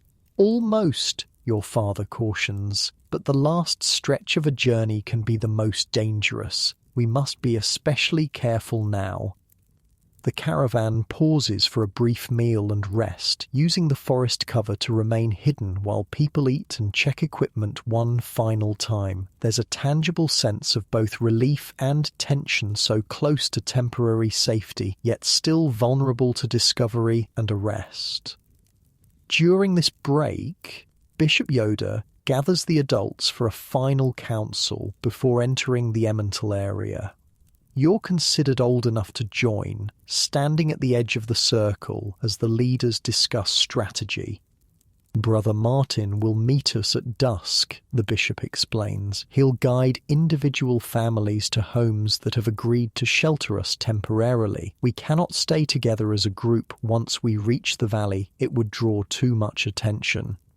This news creates visible unease. After days of moving as a unified community, the prospect of separation, even temporary, feels threatening. The Amish draw strength from collective identity, from the physical presence of others who share their faith and practices. How will we know when it's safe to gather for worship? One man asks, voicing a concern central to Amish life. Regular community worship isn't optional, but essential to their understanding of Christian faith. Brother Martin's community has established signals, the bishop assures them. They've been holding secret services for years. They know how to worship safely, even under watch. The existence of an established Anabaptist community in Ament alone that has developed methods for maintaining faith despite persecution offers reassurance. You won't be pioneering survival strategies, but joining others who have already adapted to local conditions. As the meeting concludes, families begin preparing for the final leg of the journey and for the imminent separation that will follow. Parents speak quietly with children, explaining that they might live with unfamiliar families for a time. Friends exchange promises to find each other once settled. Small gifts change hand tokens of connection to be carried during the coming separation.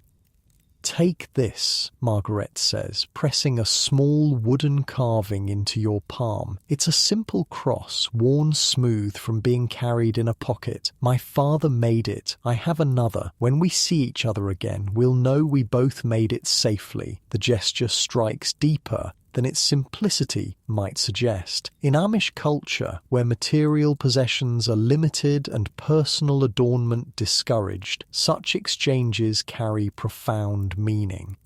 I'll keep it safe, you promise, tucking the cross into your inner pocket alongside the Bible pouch your father entrusted to you days earlier. The caravan moves out again in mid-afternoon, descending gradually toward the valley floor. The journey now requires extreme caution. You're entering areas where patrols are more common and where ordinary citizens might report suspicious travelers to authorities.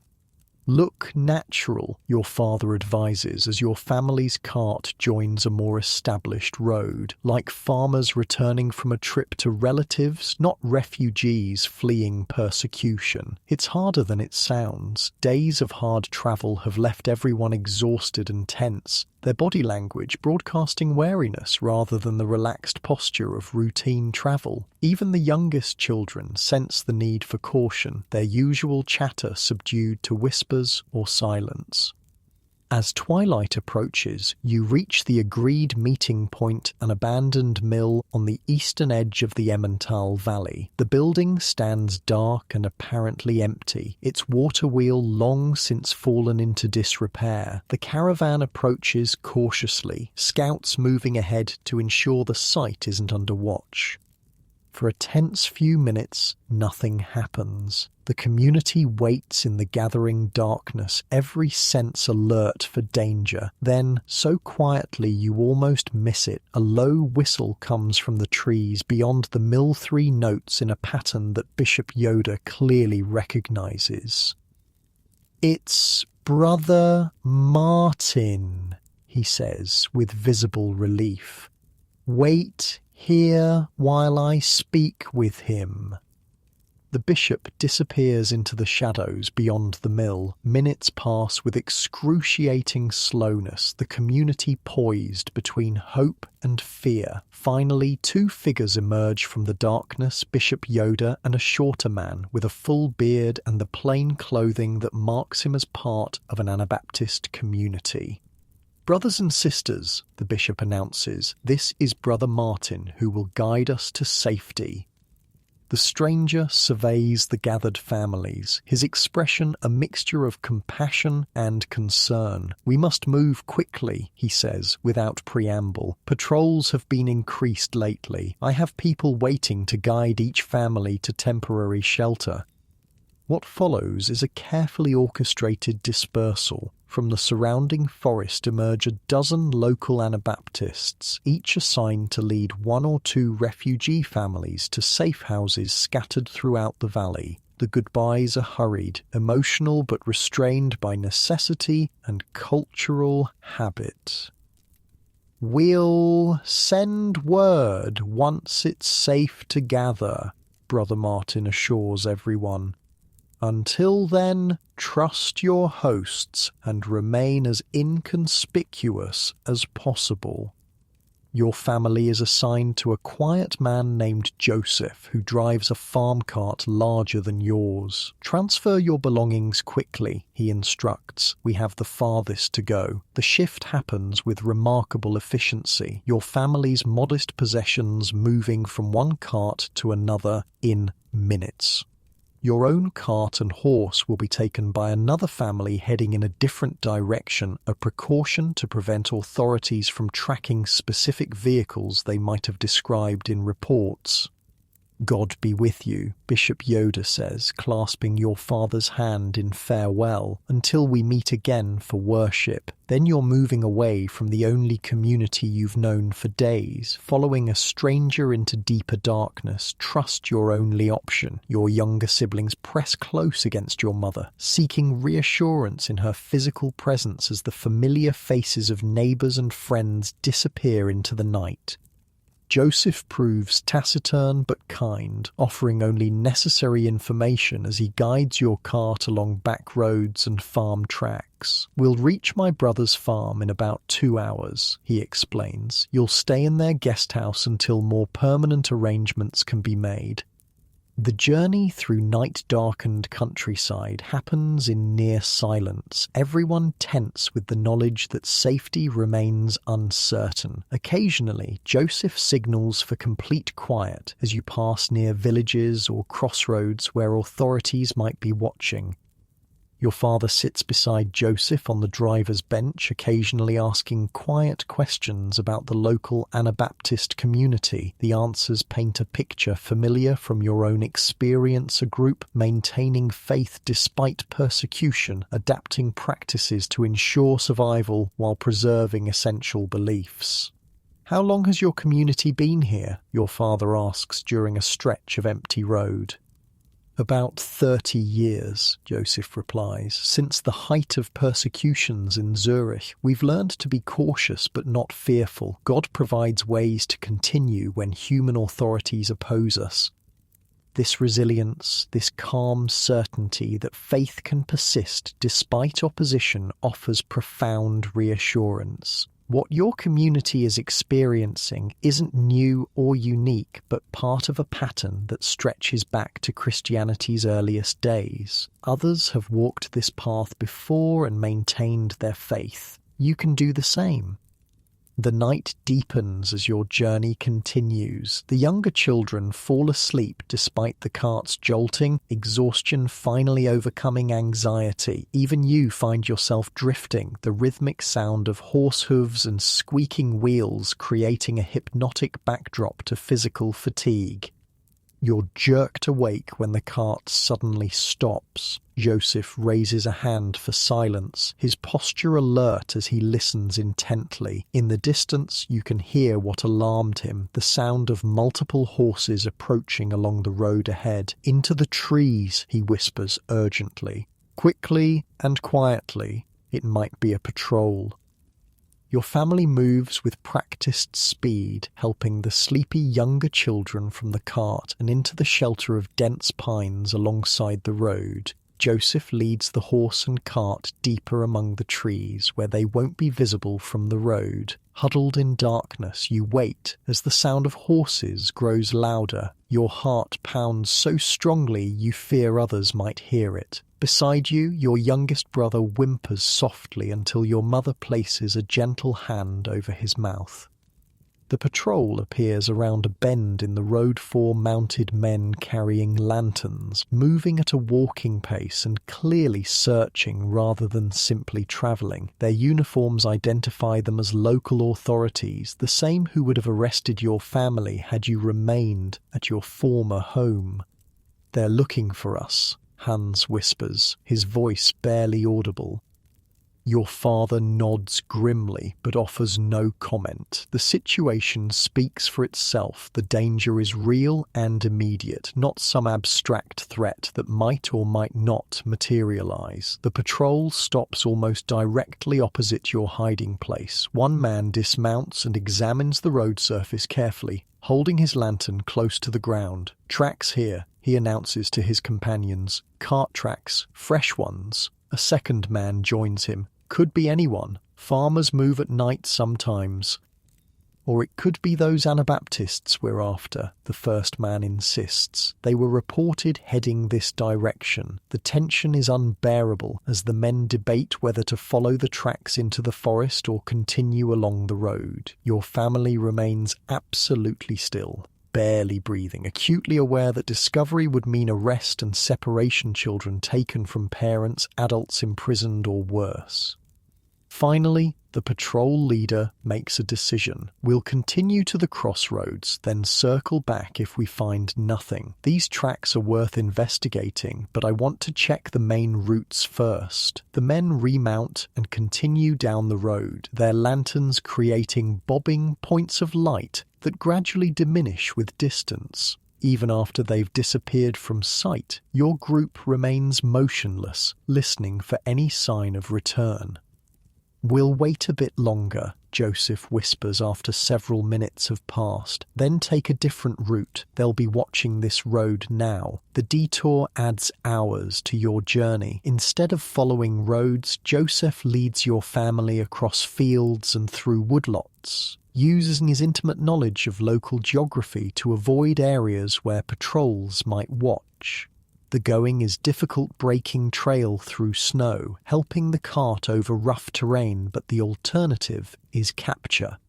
It's well past midnight when you finally reach the farm that will be your temporary home. The main house is dark, but a smaller building nearby shows a single light, someone waiting up despite the late hour. "My brother's wife," Joseph explains as he helps your exhausted family from the cart. "She'll have food ready for you." The woman who greets you has the same quiet dignity as her husband, plain clothing, hair covered with a simple cap, face lined from years of farm work, but her eyes show genuine welcome as she ushers your family into the warm kitchen of the guest house. "You must be hungry and cold," she says, ladling steaming soup into bowls. "Eat, then rest. Questions can wait until morning." The super simple vegetable broth with bread soaked in it might be the most delicious thing you've ever tasted, or perhaps exhaustion and relief just make it seem so. Your family eats in appreciative silence, the quiet broken only by the occasional murmur of thanks or request to pass the bread. After the meal, your hostess shows you to sleeping quarters, 2 small rooms with straw mattresses on rope beds, luxury compared to the lodge floor or forest shelters of recent nights. Clean blankets, pillows stuffed with goose down, even a basin of warm water for washing hands and faces. These simple comforts seem almost miraculous after days of deprivation. "Rest as long as needed," she tells your parents. "You're safe here." Those words, "you're safe here," release something that's been held tight within your family since the moment you learned of approaching authorities. Not complete relaxation, for experience has taught that safety is always conditional and temporary, but enough easing of vigilance to allow genuine rest. Your parents ensure the younger children are settled first, helping them wash and change into the cleanest clothes available from your limited possessions. The smallest ones fall asleep almost immediately, their bodies surrendering to exhaustion now that immediate danger has passed. You help your mother unpack essential items, organizing your family's few possessions in the small space that will be home for an undetermined period. The work is comforting in its ordinariness, folding clothes, arranging personal items, creating order within constraints. "We'll be all right," your mother says softly as you work alongside her. It's not a question, but an affirmation, part of the steady faith that has carried her through this journey without complaint or visible fear.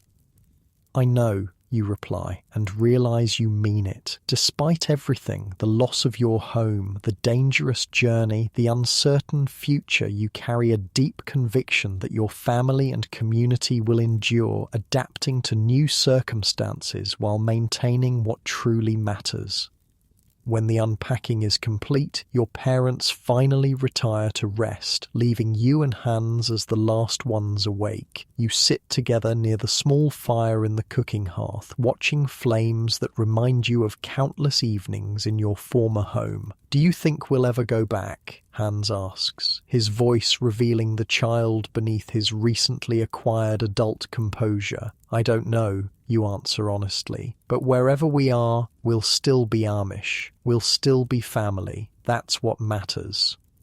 He nods, accepting this wisdom that focuses on constants rather than variables, on what can be preserved rather than what might be lost. It's the essence of Amish resilience, holding firmly to core identity while allowing circumstances to change around that unchanging center. As you finally seek your own bed, profound weariness settles over you, not just physical exhaustion, though that's certainly present, but the deeper fatigue that comes from sustained vigilance and emotional strain. Your body and mind crave the reset that only sleep can provide. Lying on an actual mattress beneath actual blankets in a space protected from weather and watching eyes, you experience a gradual unwinding of tension that's become so constant you barely noticed it anymore. Muscles relax, breathing deepens, thoughts slow their frantic pace.